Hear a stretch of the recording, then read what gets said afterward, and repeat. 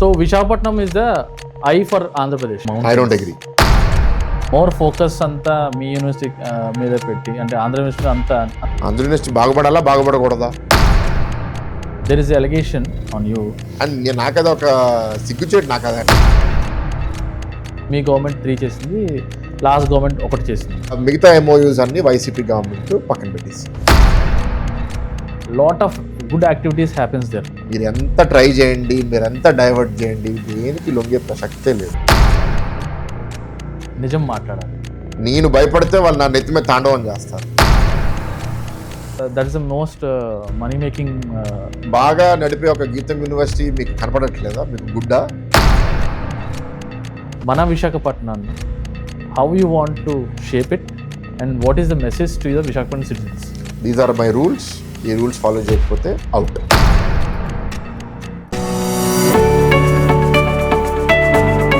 Hello everyone, welcome to UKP Talks. Today we have Andhra Pradesh Economic Capital Visakhapatnam MP Shri Bharat Garu with us.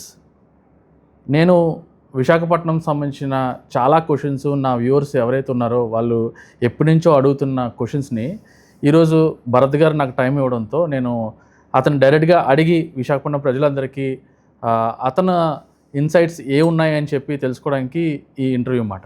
Sir నమస్తే sir. Bharat గారు. Sir Bharat garu, మీరు last time కూడా contest చేశారు, but కొంత మార్జిన్తో you couldn't win. This time మీకు మంచి majority వచ్చింది అండ్ గవర్నమెంట్ కూడా మీదే ఉంది కాబట్టి lot of activities going on from 1 year, I think 1.5 year. So Visakhapatnam is the I for Andhra Pradesh because ఇక్కడ ఎకానమీ అవ్వచ్చు, లేకపోతే ఇక్కడ ఉన్న ఇన్ఫ్రాస్ట్రక్చర్ అవ్వచ్చు, ఆంధ్రప్రదేశ్లో ఏ సిటీకి అది లేదు. So for that city you are the member of parliament. That's ఒక విధంగా చెప్పాలంటే it's like a good privilege to represent. Great opportunity. So how you see అంటే విశాఖపట్నాన్ని ఎక్కడ మ్యాప్లో మీరు ప్లేస్ చేద్దాం అనుకుంటున్నారు అనేది తెలుసుకుందాం అనుకుంటున్నాను. అంటే కంపారిజన్స్ ఇవ్వండి. Comparisons means you want me to compare with ఎవరితో కంపేర్ చేయమంటారు, ఎవరితో కంపీట్ చేయమంటారు? ఆంధ్రప్రదేశ్లోని నాకు తెలిసి మన విశాఖపట్నం బిగ్ సిటీ. కాదు కదా కాంపిటీషన్. తెలంగాణ, ఇతర రాష్ట్రాలు, ఇతర దేశాలతో మనం కంపీట్ చేయాలి సిటీస్తో. ఆ సిటీస్తో మీరు ఏ సిటీస్ మీరు చూస్తే మీరు దేంతో మన పక్కనున్న రాష్ట్రాలు కర్ణాటక అవ్వచ్చు, లేకపోతే తెలంగాణ అవ్వచ్చు, బెంగళూరు ఆర్ హైదరాబాద్. సో మన సిటీ ఆ ఫేస్లోకి వెళ్ళాలంటే ఎంత టైం పడుతుంది? మంది కోస్టల్ సిటీ అవడం వల్ల బెటర్ కంపారిజన్ మనకి బాంబే, చెన్నై. ఎందుకంటే హైదరాబాద్, బెంగళూరు రేడియల్గా పెరగచ్చు. They can grow in all 360 degrees. Okay. But Vizag, Bombay, Chennai 360 degrees పెరగలేరు. ఎందుకు పెరగలేరు అంటే ఒక హాఫ్ అంతా సముద్రం. సో మనం ఎంత పెరిగినా సెమీ సర్కిల్ లాగానే పెరగలుగుతాం. సో స్ట్రాటజీస్ కూడా దానికి సిమిలర్గా మనం చూసుకోవాలి. మీరు ఇప్పుడు if you see Chennai or you see Bombay, most of the development coast పక్కన ఇట్లా అవుతుంది. సో ద ఇన్ఫ్రాస్ట్రక్చరు, ప్లానింగు అంతా లినియర్గా ఉంటుంది. వేరాజ్ హైదరాబాద్, బెంగళూరులో ప్లానింగ్ ఈజ్ రేడియల్, అంటే సెంటర్ నుంచి అట్లా బయటకి ఎమినేట్ అవుతుంది. సో లినియర్ వచ్చేటప్పుడు మనకి కొన్ని ఛాలెంజెస్ ఉంటాయి. ల్యాండ్ ఉండదు. ఇప్పుడు సిటీలో హైవే ఉంది, దాన్ని ఎక్స్పాండ్ చేయాలి అంటే 2 వైపులు ఎస్టాబ్లిష్మెంట్స్ వచ్చేసి. అవును. హైదరాబాద్లో ఏంటి, ఉన్న ఏరియా అంతా దాటేసి బయట ఒక ఓఆర్ఆర్ కట్టుకోవచ్చు. అలా స్ప్రెడ్ అవుతుంది. నో, యూ కెన్ దూరంగా వెళ్ళిపోయి కట్టుకోవచ్చు. ఇప్పుడు ఓఆర్ఆర్ అయిపోయిన తర్వాత ఒక 15 to 40 kilometers తర్వాత ఆర్ఆర్ఆర్ రీజనల్ రింగ్ రోడ్ అని కూడా ప్లాన్ చేయొచ్చు. We can't do that in Vizag. Okay. వైజాగ్లో we can't do a ring road because ఒక సైడ్ సముద్రం ఉంది, సముద్రం మీద మనం రింగ్ చేయలేం కదా. So all you can do is semi circle. Already వాళ్ళు మనకి ఒక బైపాస్ నేషనల్ హైవే ఉంది, that is going all the way to Srikakulam కూడా దాటేసి వెళ్తుంది. వాళ్ళు రేపు భోగాపురం ఎయిర్పోర్ట్ వచ్చిన తర్వాత అదే వాడాలి ఎక్కువ మంది. సిటీలో ఉన్న హైవే ఇవాళ చాలా హై ట్రాఫిక్, చాలా జంక్షన్స్ ఉన్నాయి, దాన్ని రిజాల్వ్ చేయాలి. సో ఇది అన్ని కన్స్టెంట్స్ మైండ్లో పెట్టుకుని బాంబేలో వాళ్ళు ఎట్లా చేశారు, చెన్నైలో ఎట్లా చేశారు, దానికి మనం ఎట్లా ప్లాన్ చేయాలి. మన పాపులేషన్ 30 లక్షలు, బాంబే పాపులేషన్ ఆల్మోస్ట్ 2 కోట్లు, చెన్నై ఆల్మోస్ట్ 1 కోటి. So we are far away from them. That is one side. ఇంకోటి వాళ్ళు పెరిగిన టైము, మనం పెరిగిన టైము వేరే. వాళ్ళు పెరిగిన టైంలో ఇండియా పాపులేషన్ పెరుగుతుంది, మనం పెరిగే టైంలో ఇప్పుడు ఇండియా పాపులేషన్ తగ్గుతుంది. Andhra Pradesh growth rate I think 1.5 1.6 ఉంటుందేమో, రిప్లేస్మెంట్ రేట్ ఇస్ 2.1. దాని అర్థం ఏంటి అంటే 1.5 బేబీస్ పుడుతుంటే అదే టైం 2.1 ఓల్డ్ పీపుల్ చనిపోతున్నారు. ఓకే. సో దాని అర్థం మనం ప్రతి సంవత్సరం 0.6 మన పర్సంటేజ్ మన పాపులేషన్ తగ్గిపోతుంది. Okay. Which is a very difficult situation to be in. So Vizag city పెరగాలి అంటే ఒకటి దేశంలో అర్బనైజేషన్ అవుతుంది, చాలామంది గ్రామాలని వదిలేసి సిటీస్కి వస్తున్నారు. సో ఓవరాల్ ఆంధ్రప్రదేశ్ పాపులేషన్ తగ్గినా నగరాలు పెరుగుతాయి, but that is not enough. అంటే ఆ సిటీస్ పెరిగినంత స్పీడ్లో మనం పెరగకపోవచ్చు. సో 30 లక్షలు 50 లక్షలు అవడానికి ఎంత టైం పడుతుంది? 10 సంవత్సరాలు పడుతుందా, 15 సంవత్సరాలు పడుతుందా? అది ఎంత తొందరగా చేయగలిగితే దానికి అనుగుణంగా మనము ఇన్ఫ్రాస్ట్రక్చరు, లైఫ్ స్టైల్కి కావాల్సిన అన్ని ఫీచర్స్ ఈ సిటీలో ఇన్కార్పొరేట్ చేయాలి. What are we learning from? We are learning from Indian cities. Many of them have many good parts, కానీ overall Indian cities are failures. Quality of life all సిటిజన్స్కి ఈక్వల్గా ఉండదు. చాలా సిటీస్లో మీరు చూస్తే 100% ఆఫ్ ద పాపులేషన్కి clean 24 hours pipe drinking water, perfect sewage treatment and waste disposal, electricity, sufficient physical space ఇవన్నీ ఉండవు. సో మనకు కూడా ఛాలెంజెస్ ఉన్నాయి. చాలా స్లమ్ ఏరియాస్ ఉన్నాయి విశాఖపట్నంలో, కొండ ప్రాంతాలు ఉన్నాయి. ఆ పాత ప్రాంతాలు మార్చడం వన్ ఛాలెంజ్. కొత్త areas of the city develop అయ్యేటప్పుడు పాత ఏరియాస్లో ఉన్న తప్పులు కొత్త ఏరియాస్లో చేయనివ్వకుండా మాస్టర్ ప్లాన్ చేయడము, అది ఆల్రెడీ వాళ్ళు చేస్తున్నాము. Master plan will become finalized. Next as a local MP ఏంటి అంటే ఇన్వెస్ట్మెంట్ ఆపర్చునిటీసు, ఉద్యోగాలు ఇవాళ రాష్ట్ర ప్రభుత్వం కష్టపడి తీసుకొస్తుంది. అది సక్సెస్ఫుల్గా గ్రౌండ్ అయ్యి దాన్ని సొసైటీలో ఏం గ్యాప్స్ ఉన్నాయి ఆ గ్యాప్స్ మనం ఫిల్ చేస్తే నేను సింగపూర్ని ఒక ఆదర్శంగా తీసుకుంటాను. ఓకే, సింగపూర్ ఆదర్శంగా తీసుకుని సింగపూర్లో ఉన్న సక్సెస్ఫుల్ ఎలిమెంట్స్ అన్నీ మన దగ్గర ఎట్లా ఇన్కార్పొరేట్ చేయాలి. అక్కడ చాలా క్లీన్గా ఉంటుంది, అందరు లా అబైడింగ్ సిటిజన్స్, గ్రీనరీ చాలా అద్భుతంగా ఉంటుంది, పబ్లిక్ ట్రాన్స్పోర్ట్ చాలా బాగుంటుంది. అసలు కార్స్ అక్కడ చాలా ఎక్స్పెన్సివ్, ఎక్కువ మంది పబ్లిక్ ట్రాన్స్పోర్ట్నే ప్రిఫర్ చేస్తారు. అది కూడా ఏంటి అంటే ఎక్కువ సర్వీసెసే సింగపూర్లో, అక్కడ మ్యానుఫ్యాక్చరింగ్ ఇట్లా ఏమీ ఉంటుంది. విశాఖపట్నంలో కూడా state government strategy is services only, అంటే tourism, IT, general city services. So those similarities are there. Weather is also very similar. మనం కూడా హ్యూమిడ్, వాళ్ళు కూడా హ్యూమిడ్.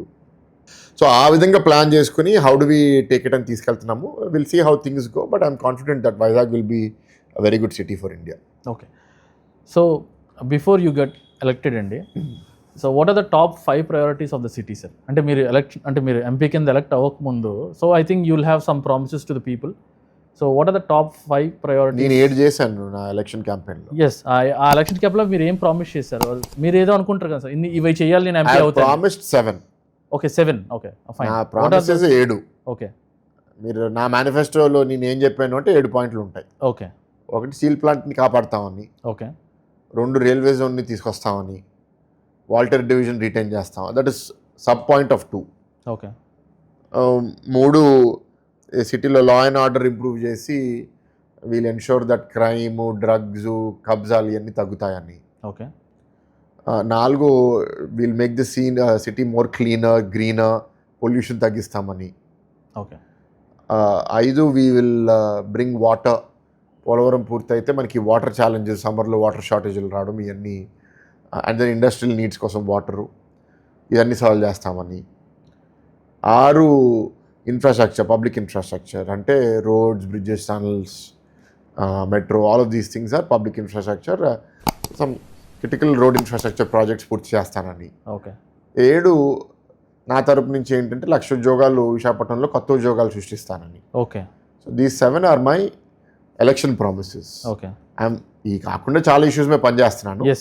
బట్ టాప్ ప్రయారిటీ అంటే నాకు ఎడ్యుకేషన్, హెల్త్ కేర్ కూడా చాలా ఇంపార్టెంట్. ఓకే. కానీ education, health care is a continuous journey. నేను ఇప్పుడు ఏంటంటే దాని మీద ఒక ఎంపీగా నేను 5 స్కూల్స్ పెడతాను లేకపోతే ఇన్ని హాస్పిటల్స్ పెడతానని చెప్పలేను కదా. That most of the done by private sector.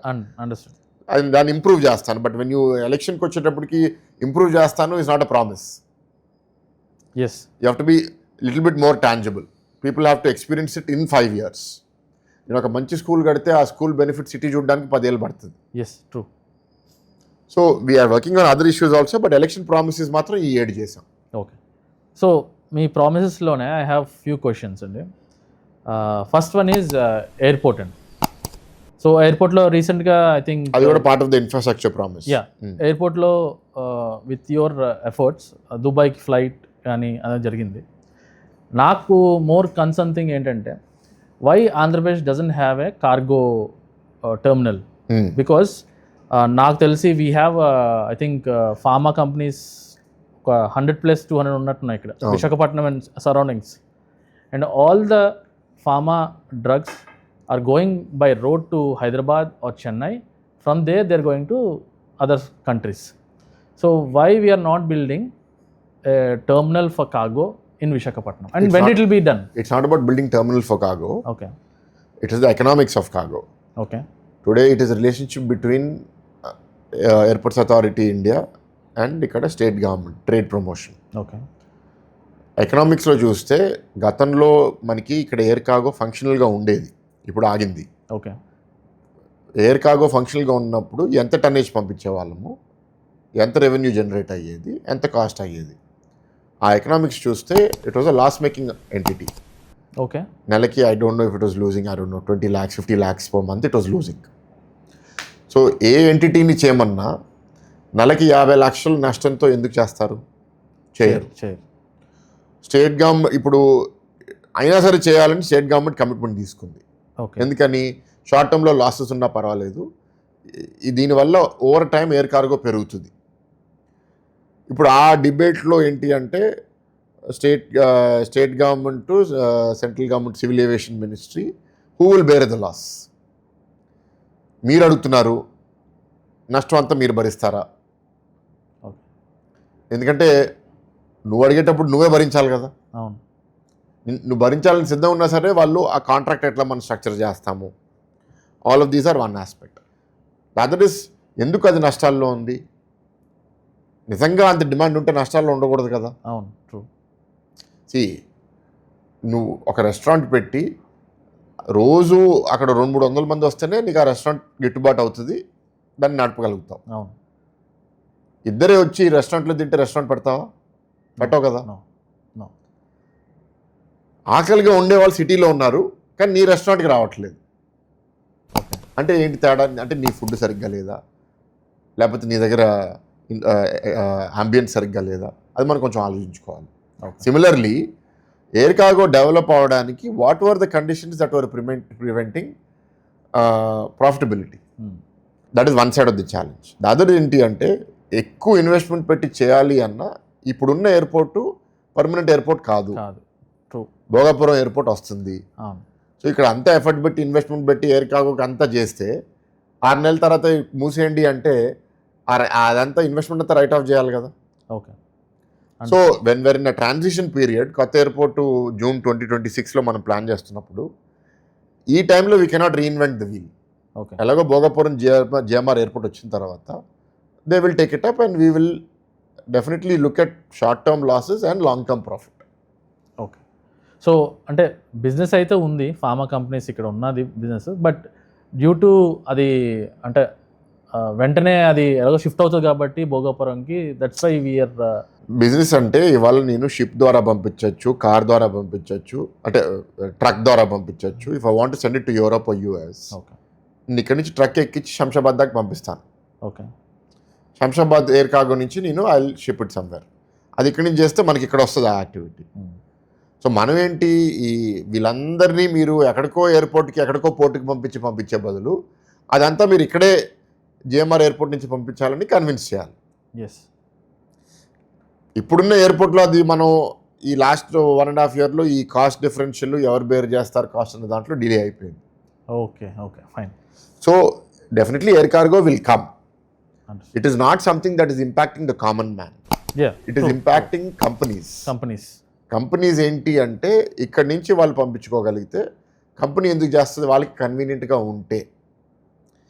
ఇక్కడ మన ఎయిర్ కార్గో పెట్టి ఇక్కడ ఛార్జ్ చేసే రేటు ఎక్కువ ఉందనుకోండి, నేను హైదరాబాద్కి ట్రక్లో పంపించి అక్కడి నుంచి ఫ్లైట్లో పంపించడం ఇంకా వాళ్ళకి గిట్టుబాటు అయితే ఎయిర్ కార్గో పెట్టినా ఇక్కడ పంపించడు. ఓకే. అల్టిమేట్గా మనం ఏంటంటే మనం ఆఫర్ చేసే సర్వీస్ కాంపిటేటివ్గా ఉండాలి. అది చేయగలిగితేనే లాంగ్ టర్మ్లో మనం ఎక్కువ మార్కెట్ని క్యాప్చర్ చేయగలుగుతాం. Okay. So that is a goal, we will achieve it. Okay.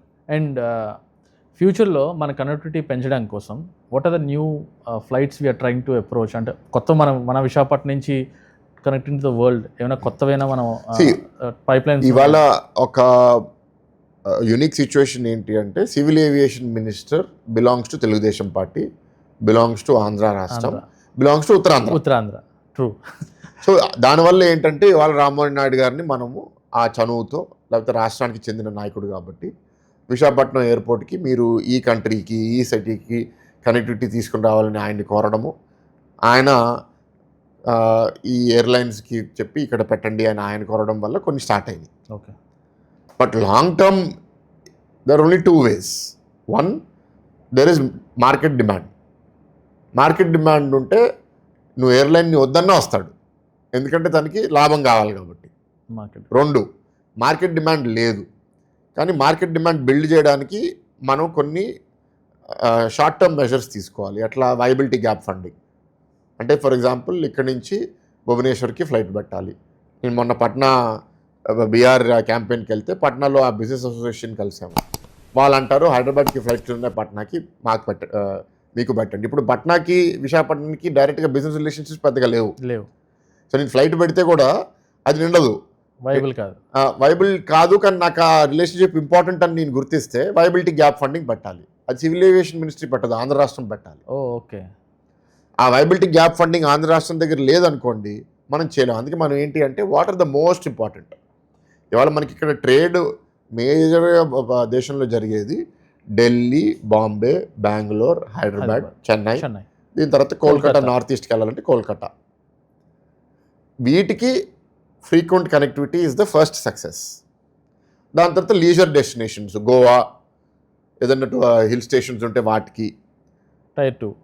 దాని తర్వాత ఇంటర్నేషనల్ డెస్టినేషన్స్ లోకల్గా ఏమున్నాయి, Singapore, Sri Lanka, Abu Dhabi, Dubai. So all of these over time will come. But ఇవాళ విశాఖపట్నంలో annual passenger flow is about 3 million, అంటే 30 లక్షలు. 3 million. వెరాజ్ Hyderabad I think is 27 or 30 million. So they 10 times our size.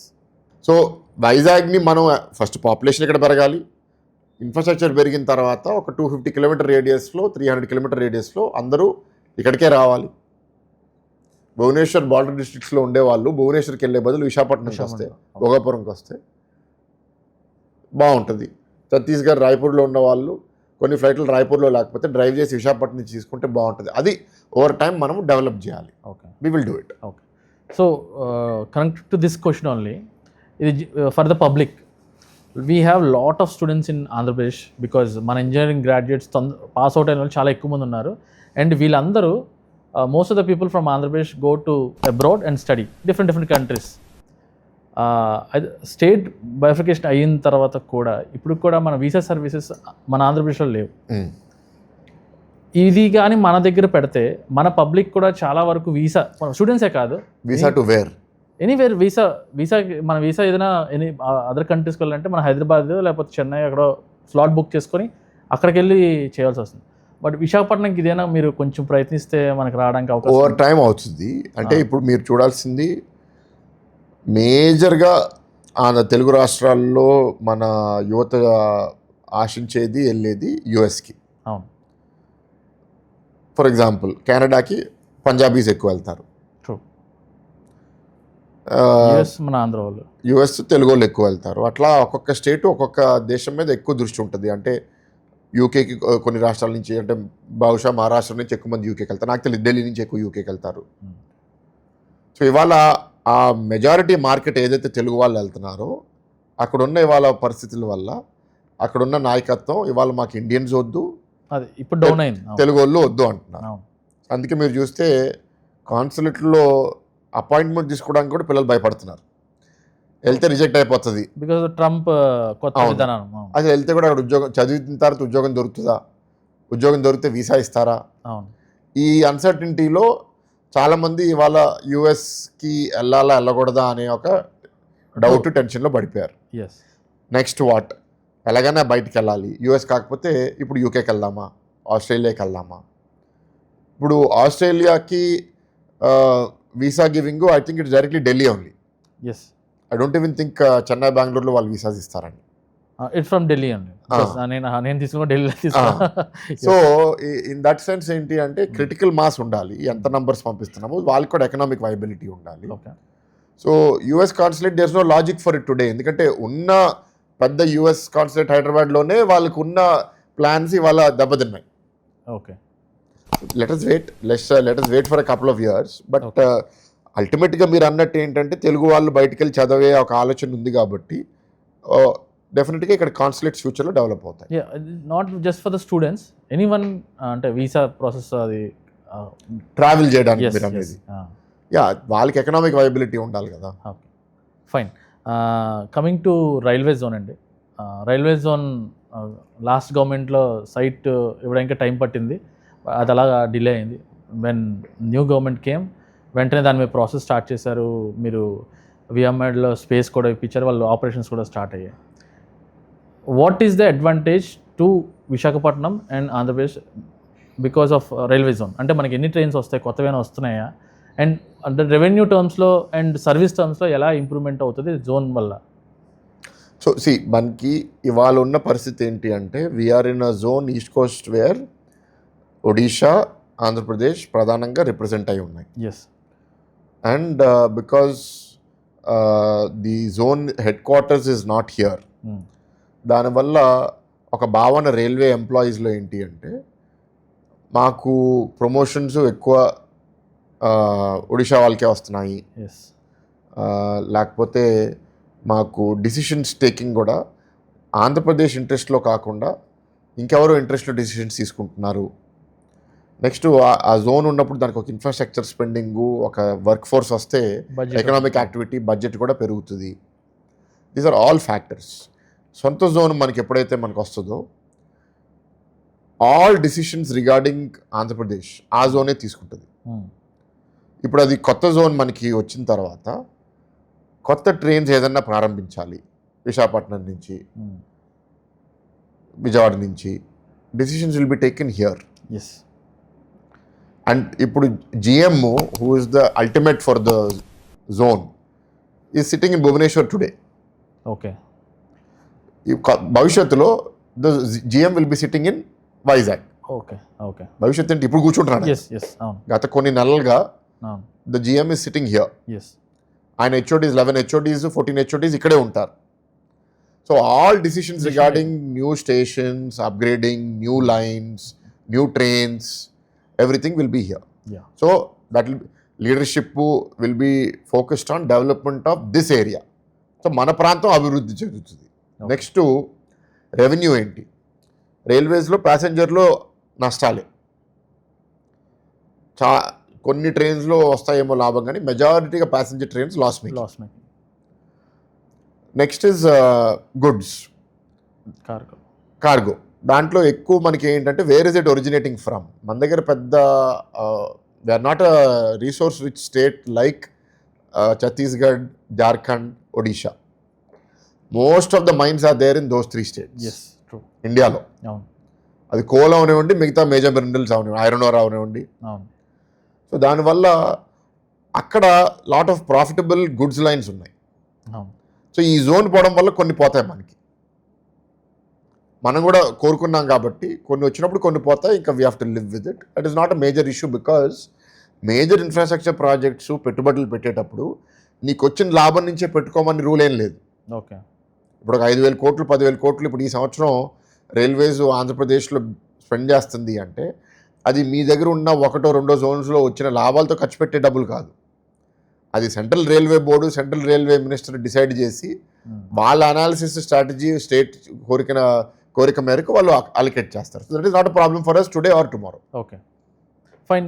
ఇప్పుడు కిరండోల్ అనేది mine మనకి విశాఖపట్నం నుంచి వచ్చి ఇక్కడ నుంచి షిప్ అవుతుంది కార్గో. సో ఇది మన రైల్వే జోన్లో కూడా యాడ్ అయిందా? That borders have not yet been finalized కదా, but the indications are that the KK line may not be there in this division, Okay. Waltair division. Because that is the most money making line అది. So మన జోన్లోకి అది వచ్చే అవకాశం I don't think so. Not that I going know. To Orissa. Yeah, because majority of the line is in Odisha. Okay A small part of it is in Vizag. Okay okay fine. So మనకి ఏంటి అంటే నాకు అవ్వ కావాలి, బువ్వ కావాలి, అన్నీ కావాలంటే కుదరదు. ఓకే మన ప్రధాన ఫోకస్ ఏంటంటే మనకి జోన్ కావాలి. ఓకే సెకండ్ ఫోకస్ ఏంటంటే జోన్ వచ్చిన తర్వాత వాల్టర్ డివిజన్ పోగొట్టుకోకూడదు. ఓకే ఈ వాల్టర్ డివిజన్ రాదని అందరూ అనుకున్నారు.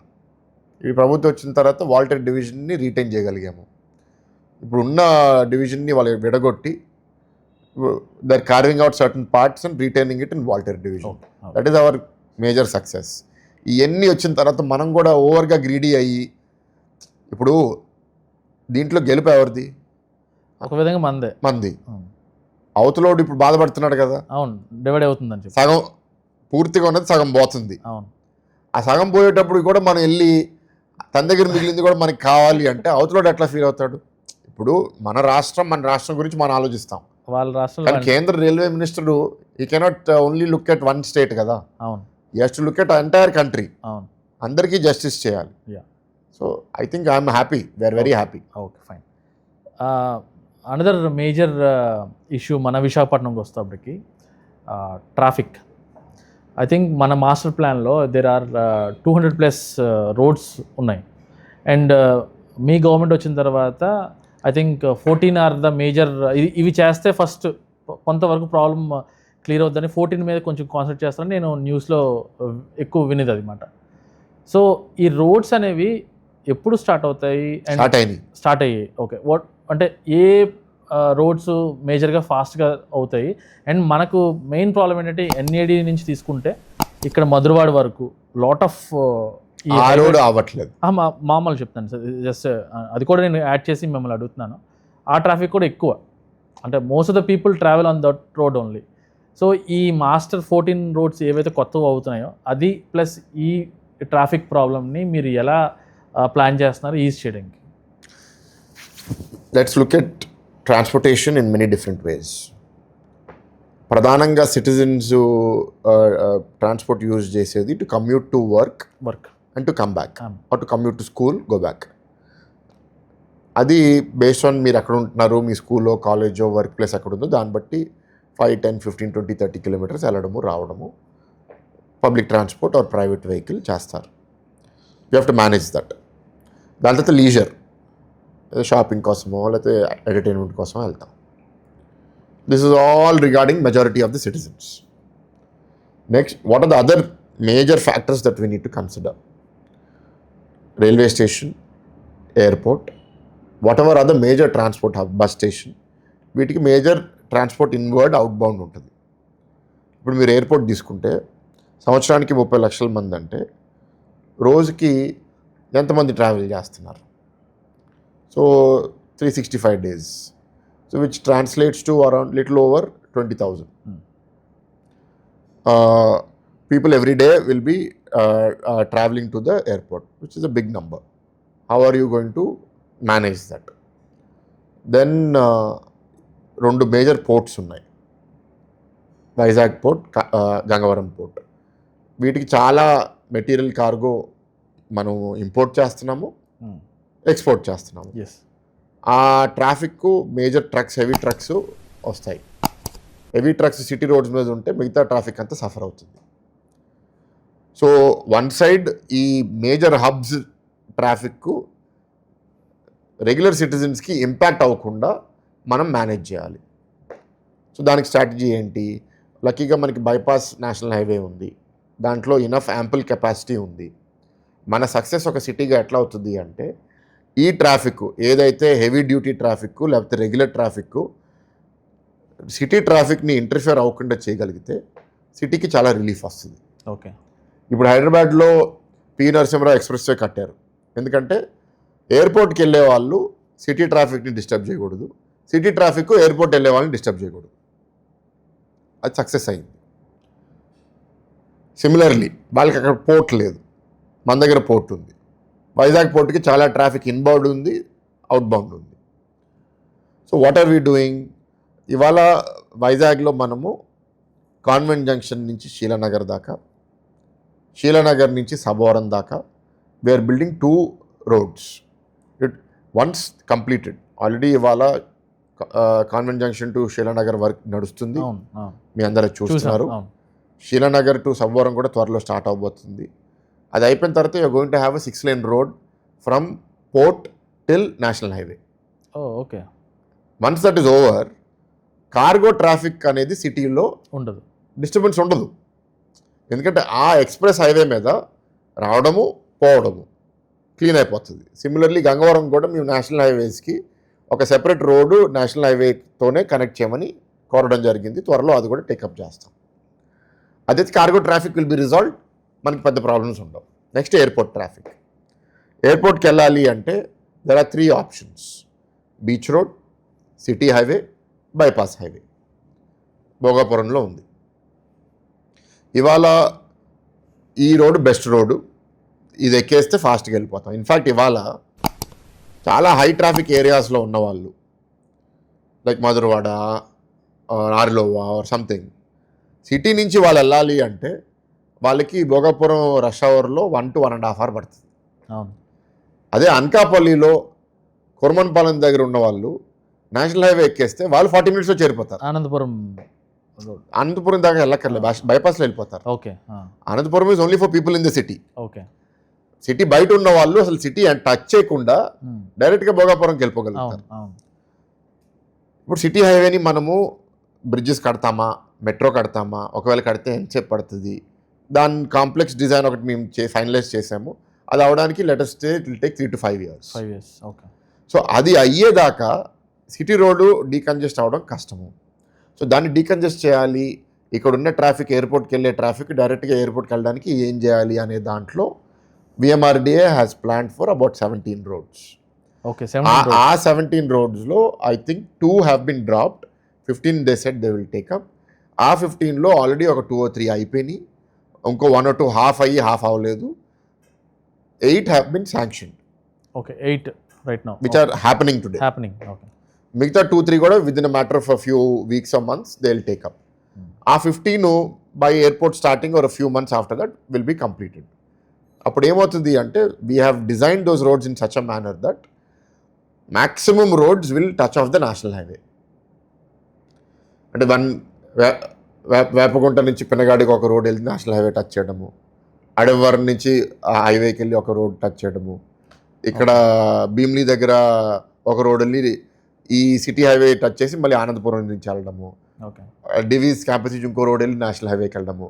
So essentially in this entire stretch from Kormanpalem to Kommadi Anandapuram junction we're creating multiple roads connecting which will go connect to the national bypass highway. దాని నుంచి మీరు వన్స్ అది ఎక్కేసిన తర్వాత ప్రిడిక్టబుల్గా మీరు ఓఆర్ఆర్ ఎక్కినట్టు స్మూత్గా మీరు ఓఆర్ఆర్కి ఎయిర్పోర్ట్కి వెళ్ళిపోతారు. సో ఈ ట్రాఫిక్ సిటీ నుంచి డీకంజెస్ట్ చేస్తే ఆల్రెడీ సిటీలో మనకి కొన్ని జంక్షన్స్లో ట్రాఫిక్ ఉంది, ఈ ట్రాఫిక్ దానికి యాడ్ అవ్వదు. ఓకే. ఉన్న జంక్షన్స్ని మనం క్లియర్ చేయడానికి మెయిన్ సిటీ హైవేలో we have planned double decker project where metro will come at level 2. Level 1 will have an elevated expressway which will be like PV Narasimha Expressway which will cross all these junctions. ఇప్పుడు now we have పైన 34 km stretch metro వస్తుంది, కింద 20 km stretch elevated expressway వస్తుంది. ఇది చాలా 15,000-16,000 crore project as it stands today. So దీనికి funding tie up is the challenge. Funding tie up అయ్యేదాకా we cannot take it up. ఇక్కడ ఏంటి అంటే ఇప్పుడు కోసం మీరు ఈ బ్రిడ్జ్లు కట్టేయచ్చు కదా, బ్రిడ్జ్లు కట్టేస్తే ఇంకెప్పుడు మెట్రో కట్టలేను, కాదు బ్రిడ్జ్లు అవసరం లేదు మెట్రో కట్టేయచ్చు కదా, మెట్రో కట్టేస్తే బ్రిడ్జ్లు ఎప్పుడు కట్టలేను.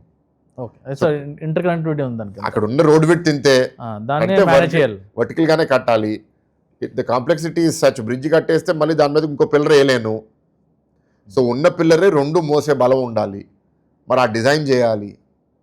It's an extremely complex project. So నాకు I don't mind even if it gets delayed, అది చేస్తే సరిగ్గా చేయాలి. ఎందుకంటే ఐఎమ్ నాట్ థింకింగ్ ఈ 2 ఏళ్ళు 3 ఏళ్ళు రిలీఫ్ ఇవ్వాలని నేను ఆలోచించట్లేదు. మనం చేసే ఆ మార్పు నెక్స్ట్ 30-40 years కోసం సిటీకి ఒక మార్పు చూపించాలనే ఆలోచనతో పనిచేస్తున్నాం. And coming to the infrastructure only, నాకు తెలిసి 2014 నుంచి అప్పటి నుంచి ఏ గవర్నమెంట్ అయితే ఆ government always plan for a DPR to do metro in Visakhapatnam. DPRs వచ్చి అంటే న్యూస్లో మామూలుగా డిపిఆర్ చేశారు, త్వరలో అది అవుతుంది, ఎలకేషన్ అవుతుంది ఫండ్ అని చెప్పి అలా న్యూస్ అవుతుంది తప్ప, but in reality never it's happening in Visakhapatnam because Kochi లాంటి చిన్న సిటీకే already metro came, but why not Visakhapatnam? There are two aspects here. One, is it our promise in this elections? It's not. Okay. ఈ elections 2024 elections ముందు వైజాగ్లో మేము metro చేస్తామని, no it's not a promise. Okay. Okay, promise first అది important. Okay. అంటే కొండ మీద కోచి తీసుకుని కూడా రావచ్చు కావాలంటే. ఓకే. పీపుల్ ఓట్ వేసేది ఆన్ వాట్ బేసిస్? ఒక 3 పార్టీలు 4 పార్టీలు పోటీ చేస్తుంటే ఏ పార్టీ ఏం చేస్తుంది అది చేసే దాని మీద మాకు అది నమ్మకం ఉందా లేదా దాని బేస్ మీద ఓట్ చేస్తారు. నిలదీసే అవకాశం ఎక్కడ దొరుకుతుంది మనకి? మీరు ప్రామిస్ ఇచ్చినప్పుడు. I have not done it. మీరు ప్రామిస్ ఇవ్వలేదు, బట్ ఐఎమ్ సేయింగ్ 2024 ఎలక్షన్స్లో ప్రామిస్ చేయలేదు. గతంలో మేము మెట్రో చేయడానికి 14 to 19 కూడా ప్లాన్ చేసాము. అవును, అనేక కారణాల వల్ల అప్పుడు అది అవ్వలేదు. ఇప్పుడు 2024లో గవర్నమెంట్ కూడా ప్లాన్ చేసింది ఏదో. I'm not even commenting on the previous government. In this government based on the situations, even in my MP promise also నేను మెట్రో చేస్తానని ప్రామిస్ చేయలే. Okay. Now leaving that side apart, సరే promise వదిలేసేయండి, సిటీకి అవసరమా కాదా చేయాలా అంటే, ఇవాళ ఒక మెట్రో టైర్ 2 సిటీలో మీరు you said Kochi is a tier 2 city, Lucknow, Pune, మీరు ఏ సిటీలో ఇండియాలో వాళ్ళు, నాగ్పూర్ మీరు చూస్తే వాళ్ళ రైడర్షిప్ 30,000-40,000 నుంచి 1,30,000-1,40,000 మ్యాక్సిమం రైడర్షిప్ ఉంది. ఆ రైడర్షిప్తో మెట్రో గిట్టుబాటు అవ్వదు. ఓకే. ఇప్పుడు హైదరాబాద్లో 5 to 7 lakh రైడర్షిప్ ఉంటేనే ఎల్ఎన్టీ నేను నడపలేకపోతున్నాను, నష్టాల్లో గవర్నమెంట్ తీసేసుకోండి అని చేతులు ఎత్తేసాడు. సో ఇవాళ ఆంధ్రప్రదేశ్ ఏంటి అంటే హెచ్చుల కోసం పోయి we cannot do something which is going to fail. Okay. First 16,000 కోట్లు పెట్టుబడి పెట్టి ఇన్ఫ్రాస్ట్రక్చర్ డెవలప్ చేయడం వన్ ఛాలెంజ్. అదే చాలా కష్టం. అది సక్సెస్ అయ్యి మేము కట్టి రేపు ఆపరేటర్ నేను కట్టలేను అంటే ప్రతి సంవత్సరం దాని లాసెస్ ఎవరు బేర్ చేస్తారు? గవర్నమెంట్. ఇవాళ we have made a promise for free bus for women. ఇప్పుడు రేపు మెట్రో వచ్చిన తర్వాత ఫ్రీ బస్సు కదా ఉంది అని మహిళలు ఎవరు మెట్రో ఎక్కకపోతే ఈ మిగతా సిటీస్లో ఆ ఫ్రీ బస్ స్కీమ్ కూడా లేదు. అది లేకుండానే వాళ్ళు 50,000, 60,000, 70,000 మంది వెళ్తుంటే ఇక్కడ మహిళలు తగ్గిపోతే 70,000, 40,000 పడిపోతే where is the viability for running the metro? ఇవన్నీ ఉండగా కూడా మెట్రో మేము చేయమన్నట్లు చేయాలనే అంటున్నాము. But that is why the design has to be done carefully, cost has to be studied very carefully. రేపు ఆపరేషన్ ఎవరు చేయబోతున్నారో అవన్నీ ఆలోచించి చేయాలి. So that is the reason why it is getting delayed. So that is not our priority. ఇప్పుడు that is not a promise. దానివల్లే వాళ్ళ city ఏమీ చచ్చిపోవట్లేదు. ఇప్పుడు మనం చేయాల్సింది ఏంటి? ఫ్రీ బస్ మహిళలకి పెట్టినప్పుడు బస్ ఇన్ఫ్రాస్ట్రక్చర్ డెవలప్ చేసుకోవాలి, పాత బస్సులు రిప్లేస్ చేసుకుని కొత్త బస్సులు తెచ్చుకోవాలి, పొల్యూషన్ తగ్గించుకోవడానికి ఈ డీజిల్ బస్సుల్ని మనము ఈవీ బస్సులుగా మార్చుకోవాలి. These are our priorities, we're working on them. BRTS ఉంది. బీఆర్టీఎస్ కొన్ని స్ట్రక్చర్లు కంప్లీట్ అవ్వకపోవడం వల్ల బీఆర్టీఎస్ ప్రాజెక్ట్ ఎప్పుడూ సక్సీడ్ అవ్వలేదు. సో బీఆర్టీఎస్ ఫ్యూచర్ మీద ఒక డిసిషన్ తీసుకుని దాని గురించి ఏం చేయాలనేది ఒక డిసిషన్ తీసుకోవాలి. These are all things in parallel that we're doing. Okay. So BRTS అన్నారు కాబట్టి మీకు మన ఎన్ఐటి నుంచి వేపగుంట వెళ్ళే రోడ్లో, పెందుర్తి వెళ్ళే రోడ్లో, సో మీరు చూస్తే చాలా చోట్ల మీకు ఫుట్ ఓవర్ బ్రిడ్జెస్ ఉంటాయి.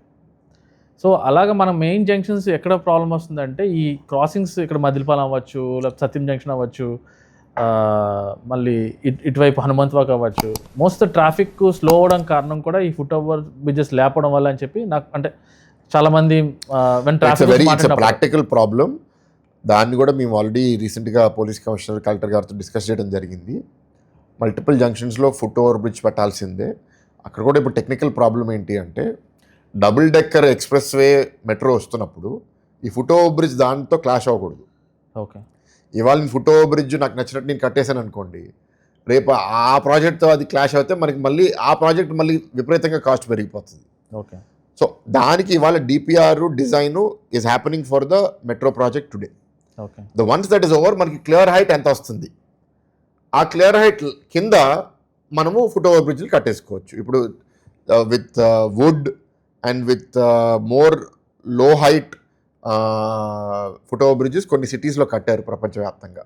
ఆ మోడల్స్ మేము తీసుకుని where there is a metro దాని కింద ఫుట్ ఓవర్ బ్రిడ్జ్ ఎక్కడ కట్టారు అని తీసుకుని we want emulate here, we will do it. Okay.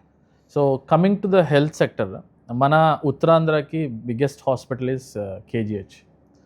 So ఇంకా జనాల్లోని ఒక చిన్న ఏదో ఒక డౌట్ ఏంటంటే అక్కడ ఇంకా సరిగ్గా ట్రీట్మెంట్ చేయరు, ఎవరు సరిగ్గా పనిచేయరు, ఫెసిలిటీస్ ఉండవు అనే అంటే ప్రతి ఒక్కరి దగ్గర ఉంది.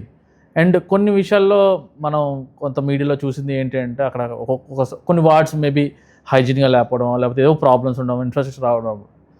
ఎప్పుడు మన విశాఖపట్నం కేజీహెచ్ లేదు this is the best hospital, A problem ఉన్నా ఫస్ట్ ఇక్కడికి వెళ్ళాలి అనే కాన్సెప్ట్ మనం ఎప్పుడు క్రియేట్ చేయడం హెల్త్లో? అంటే చాలామందికి ఇది ఒక డౌట్ ఉంది, ఒక బ్యాడ్ ఇంప్రెషన్ ఉంది కేజీహెచ్ మీద. మీరు చాలా ఫండ్స్ పెడతారు, రెగ్యులర్గా మానిటర్ చేస్తారు, అన్నీ ఉంటాయి, but why that name is not changing అని నా క్వశ్చన్. ఫస్ట్లీ ఫండ్స్ లేవు. ఓకే. కేజీహెచ్ని డెవలప్ చేయడానికి you require hundreds of crores. Okay. We don't have that kind of money. Okay. In fact that is my problem. గతంలో ప్రభుత్వం 17 కొత్త మెడికల్ కాలేజీలు పెడతారని ఓకే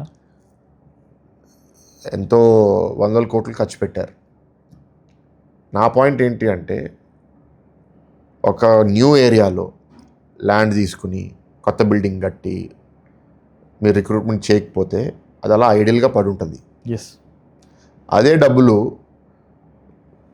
సిటీలో రాష్ట్రంలో ఉన్న మెయిన్ హాస్పిటల్స్ కాకినాడ, గుంటూరు, కర్నూలు, విశాఖపట్నం మనం డెవలప్ చేస్తే ఎంత మేలు జరుగుండేది. If you had allocated, if you spent let us say I don't know 600-700 crores or 800 crores on that medical colleges that you have built, I don't know the exact number.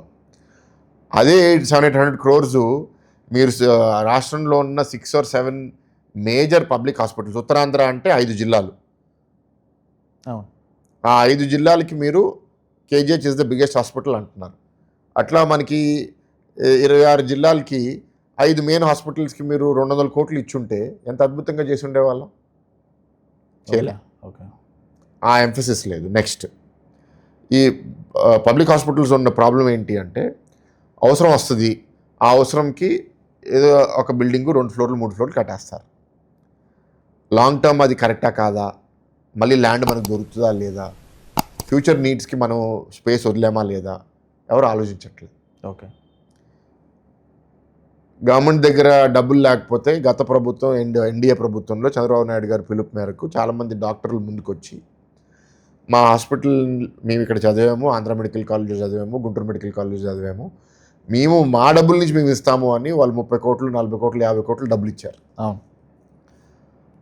ఆ డబ్బులతో వాళ్ళు ఇప్పుడు బ్లాక్లు కట్టారు. ఇప్పుడు ఆ బ్లాక్లు is it a good use of the land or not, ఎవరు స్టడీ చేశారు నాకు తెలీదు. కానీ అసలు ఏం డబ్బులు లేనప్పుడు 50 కోట్లు ఇస్తున్నారు కాబట్టి కళ్ళకద్దుకుని తీసుకుని ఆ బ్లాక్లు కట్టించారు. నా పాయింట్ ఏంటంటే ఇప్పుడు కేజీహెచ్కి ఆంధ్ర మెడికల్ కాలేజ్కి 53 ఎకరాలు ఉంటే ఆ 53 ఎకరాలు మనము నెక్స్ట్ 25 years కోసం అసలు హెల్త్ కేర్ నీడ్స్ ఏంటి, ఇప్పుడున్న ఇన్ఫ్రాస్ట్రక్చర్ ఛాలెంజెస్ ఏంటి అని ప్లాన్ చేసుకుని ఒక ప్రాపర్ మాస్టర్ ప్లాన్ చేసి దీంట్లో ఎక్కడెక్కడ ఖాళీ ఏరియాస్ ఉన్నాయి, ఖాళీ ఏరియాస్లో వర్టికల్ వెళ్దాము, ఎక్కడెక్కడ చాలా పాడుపడిపోయిన బిల్డింగ్స్ ఉన్నాయి అవి ఎరగొట్టేద్దాము, అక్కడ మళ్ళీ కడదాము.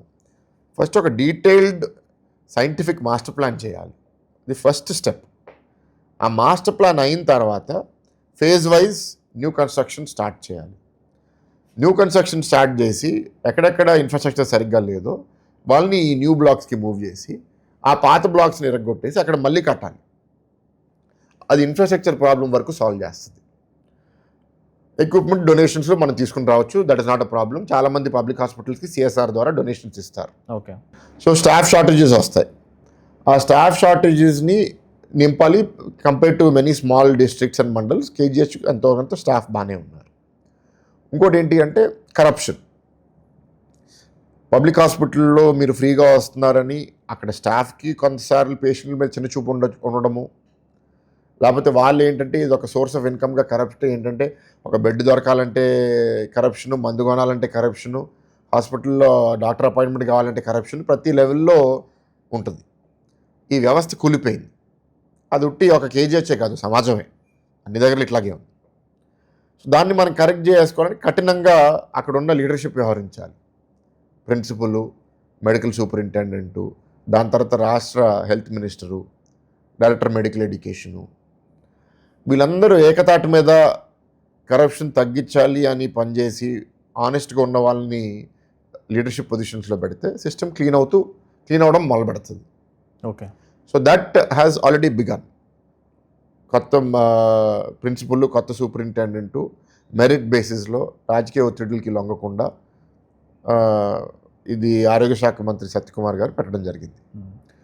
ఇప్పుడు వాళ్ళు they have to prove themselves, they have to work hard and deliver. నేను వాళ్ళిద్దరినీ కలవడం జరిగింది, ఇద్దరికీ చెప్పాను ఓకే దట్ మిమ్మల్ని మెరిటోక్రాటిక్గా పొలిటికల్ ఇన్ఫ్లుయెన్స్ లేకుండా మిమ్మల్ని తీసుకొచ్చారు. మీరు దాన్ని వాళ్ళ ఆ ప్లాట్ఫామ్ని సద్వినియోగం చేసుకుని ఎన్ని కంప్లైంట్స్ ఉన్నాయి కరెక్ట్ చేసుకోండి. డబ్బులు లేని దగ్గర అంత ఈజీగా సాల్వ్ చేయలేము, కానీ బిహేవియర్ కంట్రోల్ చేయడానికి డబ్బు అవసరం లేదు. తప్పు చేసిన వాడిని పనిష్ చేయండి, బాగా చేసిన వాడిని ప్రమోట్ చేయండి. గవర్నమెంట్ ఆర్గనైజేషన్స్లో ఉన్న ప్రాబ్లం ఏంటి అంటే తప్పు చేసిన వాడిని పెద్దగా పనిష్ చేయలేము, బాగా చేసిన వాడిని పెద్ద రివార్డ్ చేయలేము. దానివల్ల ఎప్పుడు గవర్నమెంట్ ఆర్గనైజేషన్స్లో మోటివేషన్ అంత ఉండకపోవడము, దానివల్ల సర్వీస్ క్వాలిటీ కూడా దెబ్బతింటుంది. అది కన్సిస్టెంట్గా అంటే ఇప్పుడు మీరు సింగపూర్ ఉదాహరణగా తీసుకుంటే గవర్నమెంట్ ఎంప్లాయీస్కి జీతాలు చాలా బాగా ఇస్తారు. వాళ్ళు ఏమంటారు వాళ్ళ నుంచి కరప్షన్ చేస్తే టాలరేట్ చేయను. Singapore is a city nation, అక్కడ entire government is in one city. మన దగ్గర గవర్నమెంట్ వైజాగ్లో ఉంటుంది, అమరావతిలో ఉంటుంది, ఢిల్లీలో ఉంటుంది, మనకి మల్టీ లేయర్డ్ గవర్నమెంట్. సో మనకి అంత ఆటోక్రాటిక్గా చేయడానికి పాసిబుల్ కాదు.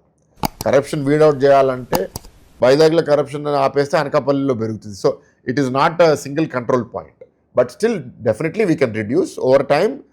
కాంటిన్యూటీ ఆఫ్ గవర్నమెంట్ ఉంటే చేస్తాం. మేము చాలా కష్టపడి జెన్యూన్ ఆఫీసర్ని అందరినీ పెట్టి సక్రమంగా చేపిస్తే గవర్నమెంట్ మారిన వెంటనే వచ్చిన పాలకుడు ఒక దొంగ అయితే తను దొంగల్నే అన్ని పొజిషన్స్లో పెట్టుకుంటే నాశనం చేస్తారు. ఇప్పుడు ఏయూవీసీ అట్లా చేశారు, గతంలో అట్లా చేస్తారు. ఓకే, వ్యవస్థలు అప్పుడు డ్యామేజ్ అయిపోతాయి. ఓకే. సో అనదర్ మేజర్ మన విశాఖపట్నంలో ప్రాబ్లం ఏంటంటే ఒకటి ల్యాండ్ ఇష్యూస్, రెండు డ్రగ్స్ మన విశాఖపట్నంలో వస్తారు. ఎందుకంటే బికాజ్ సరౌండింగ్స్ మనకి ఏజెన్సీస్ ఉండడం వల్ల ఇక్కడి నుంచి ఎక్కువ ట్రాన్స్పోర్ట్ అవుతుంది. అండ్ ల్యాండ్ ఇష్యూస్ వస్తేప్పటికి we have lot of NRIs, వాళ్ళ ల్యాండ్ సంబంధించిన ఇష్యూస్ చాలా ఎక్కువ స్టేషన్స్లో ఎక్కువ కంప్లైంట్స్ వస్తున్నాయి. సో దీని మీద as a MP of Visakhapatnam what precautions you? Both of these are part of my promises. Okay, that దీన్ని రిడ్యూస్ చేస్తాము అని. సో డ్రగ్స్కి వచ్చేసరికి ఇట్స్ అ టూ-వే ప్రాబ్లం.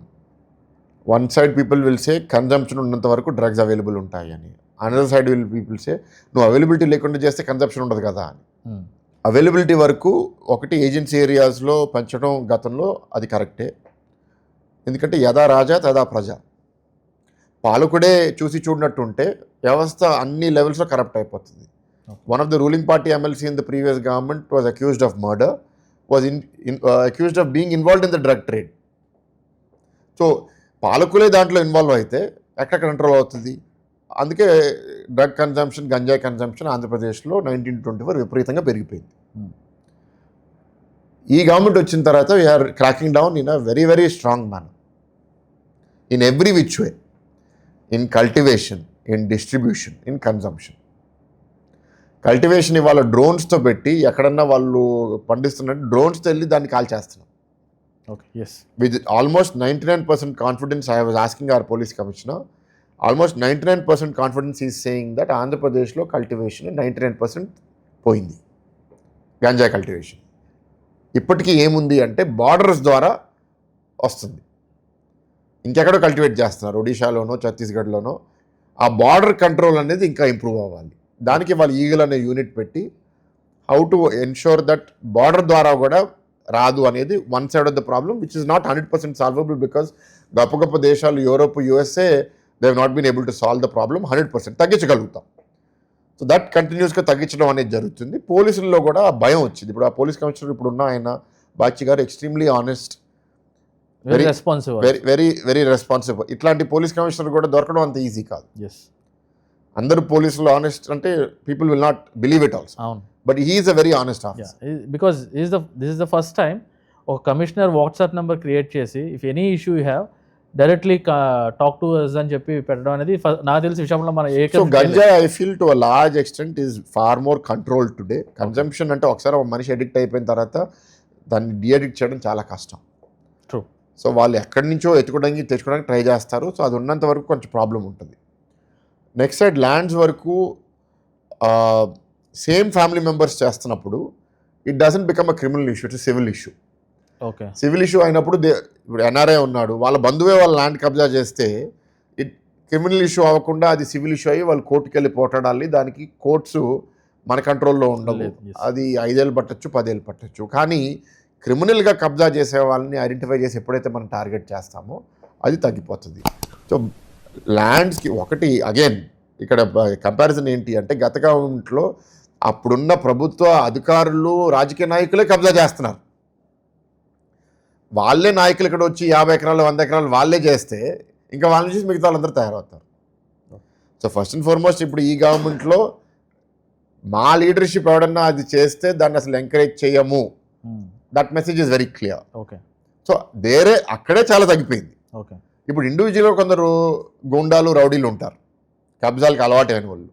ఒక్కొక్కటి వాళ్ళని ఏంటంటే వీడ్స్ని గడ్డి నుంచి తీసినట్టు పీకేసి ఆరేయాలి వాళ్ళందరినీ. We're doing it in you're going to hear some announcement in this area in the future. Okay. Where we're doing some more issues on land protection. Oh, that's nice. And one more thing, lands మీద నేను I want to ask a very straight question అండి. There is a allegation from your Kotam party, ఒక party సంబంధించిన ఒక corporator TDRs మీద ఇప్పుడున్న ఎమ్మెల్యేసే చాలామంది misuse చేస్తున్నారు అనేది అతనే డైరెక్ట్గా ప్రెస్లో అడిగారు. సో దాని మీద as MP of Visakhapatnam and all the MLAs are come under you. So what are the precautions you take? The predominant misuse of TDR ఎక్కడ వస్తుంది అంటే if you manipulate the master plan roads. ఏంటంటే ఇప్పుడు మన విఐపి జంక్షన్ దగ్గర that MVV project is there. Yes. అక్కడ road ఇంత ఉంటే మాస్టర్ ప్లాన్లో ఇంత చూపించుకున్నారు. ఎందుకంటే ఈ ఎక్స్ట్రా ఏరియా ఆయన ప్రాజెక్ట్లో ల్యాండ్ పోయినట్టు, దానికి టీడీఆర్ ఆయనకి అర్హత ఉన్నట్టు. ఓకే. ఆ టీడీఆర్ ఆయన తీసేసుకుని అమ్ముకుంటే ఇంత డబ్బులు వస్తాయి, ఆ డబ్బులతో నేను ప్రాజెక్ట్ చేసుకోవచ్చు అని ఇదంతా ఒక పెద్ద elaborate scam. Okay. So the scam ఎప్పుడవుతుంది? రోడ్ విడ్త్స్ మీకు అనుకూలంగా ఉండేటట్టు మీరు ఇష్టానుసారంగా మార్చుకున్నప్పుడు. ఆ మాస్టర్ ప్లాన్ అంతా జరిగింది గత గవర్నమెంట్లో, అవకతవకలు. So all the scams were done as far as master plan roads are concerned in those 5 years. Okay. ఇప్పుడు we have again taken up the master plan exercise. Master plan ఎక్సర్సైజ్లో మీరు అన్నట్టు లేకపోతే ఆ మనిషి అన్నట్టు నిజంగా ఇప్పుడు ఎవరన్నా ఇప్పుడు తప్పులు చేస్తున్నారు అంటే ప్రాసెస్ ఏంటి? మీరు ఆ మాస్టర్ ప్లాన్ అథారిటీ VMRDAని మ్యానిపులేట్ చేసి అనుకూలంగా మీరు మీ రోడ్లు మీ దగ్గర మీకు తెలిసిన వాళ్ళకి ఎవరికో ల్యాండ్ ఉంటే రోడ్ విడ్త్లు షిఫ్ట్ చేసుకుని టీడీఆర్లో వచ్చేటట్టు చేసుకోవడం is wrong. So this time ఇప్పుడు రీసెంట్గా అక్కడ VMRDA కమిషనర్ ట్రాన్స్ఫర్ అయ్యారు, but he was there for 1.5 years. Yes. I'm in close communication with him. Okay. With 99% confidence I can say that whatever ఇప్పుడు మనకి ఫస్ట్ ప్రజల నుంచి ఇన్పుట్స్ ఫీడ్బ్యాక్ అడిగాము. ఓవర్ పీరియడ్ ఆఫ్ 3-4 months చాలా feedback వచ్చింది. దాని తర్వాత ఆ ఫీడ్బ్యాక్ని స్టడీ చేసి ఏది వినాలి ఏది వినకూడదు, ఎక్కడెక్కడ గతంలో వాళ్ళు మాస్టర్ ప్లాన్లో తప్పులు చేశారో అక్కడ కరెక్ట్ చేయాలి, అన్నీ విన్నాం. Directions to them from the government and from me is very clear that don't listen to any corrupt agenda. Okay. మీరు what is good for the city అది ఆలోచించుకుని మీరు చేసుకుంటూ వెళ్ళండి. అండ్ నేను వెళ్ళి అది బ్రీఫింగ్ కూడా తీసుకున్నాను బిఫోర్ హీ వాజ్ ట్రాన్స్ఫర్డ్.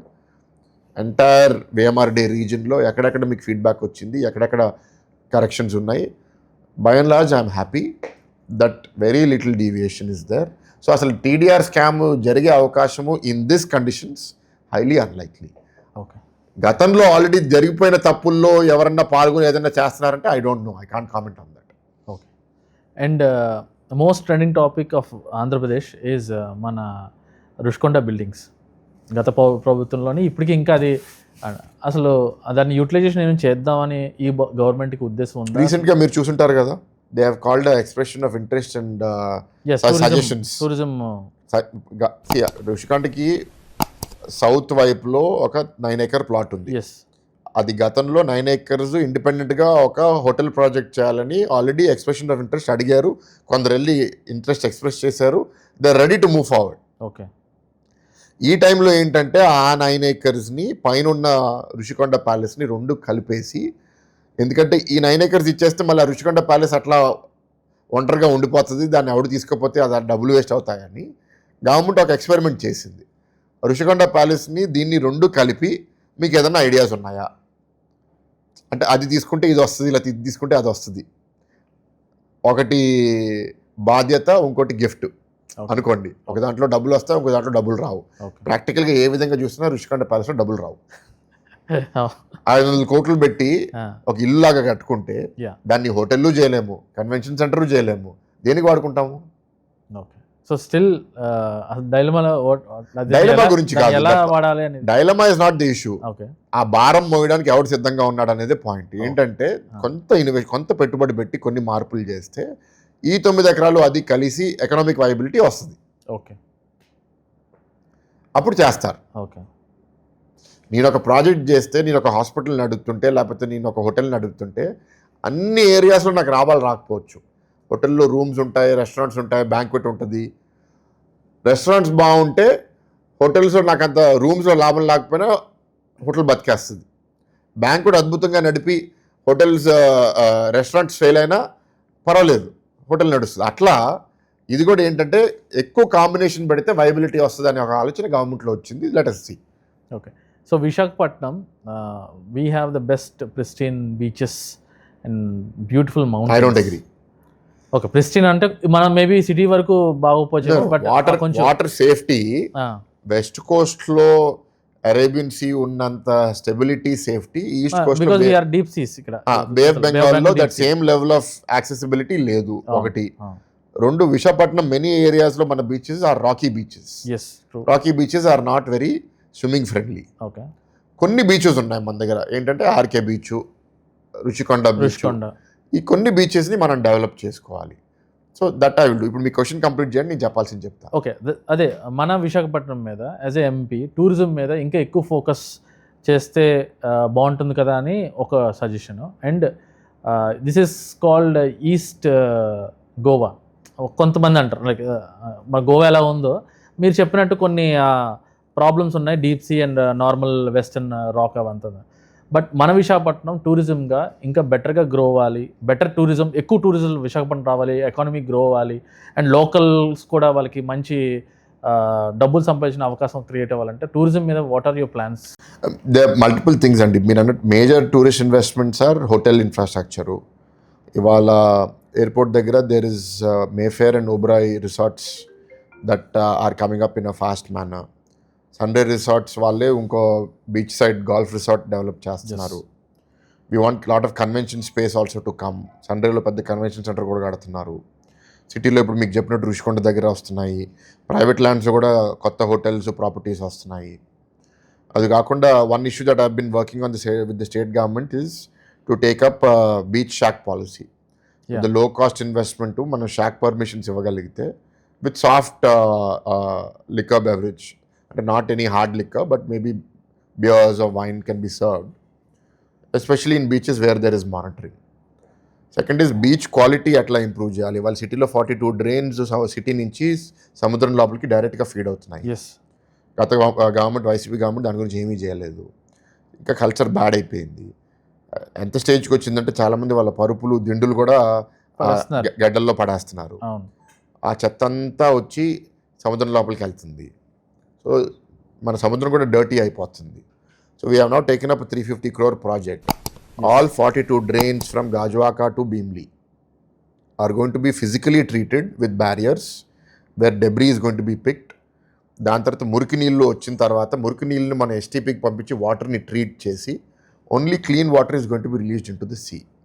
ఈ ప్రాజెక్ట్ అయిపోయిన తర్వాత the quality of the beaches will improve many fold. అంటే water will become clearer, cleaner, debris ఉండదు, చూడ్డానికి చాలా బాగుంటుంది. That is going to be a huge change. Okay.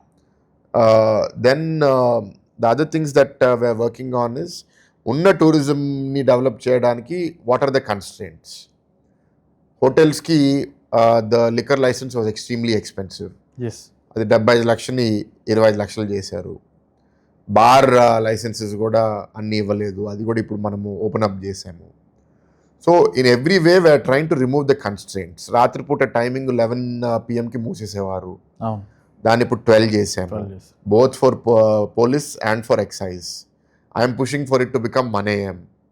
1 AM చేసిన తర్వాత కొన్ని ఏరియాస్లో I want to create 24-hour zones, not entire city but 1 or 2 zones, especially IT ఏరియాలో ఇంకో ఏరియాలో 24-hour zones క్రియేట్ చేస్తే, ఎందుకంటే వాళ్ళు 3 షిఫ్ట్లో పనిచేస్తారు. సో అది వాళ్ళకి చేయాలి. నెక్స్ట్ టూరిజం ఇంప్రూవ్ చేయాలి అంటే లైటింగ్ క్వాలిటీ ఇంప్రూవ్ అవ్వాలి, so that people can walk in the streets in the night.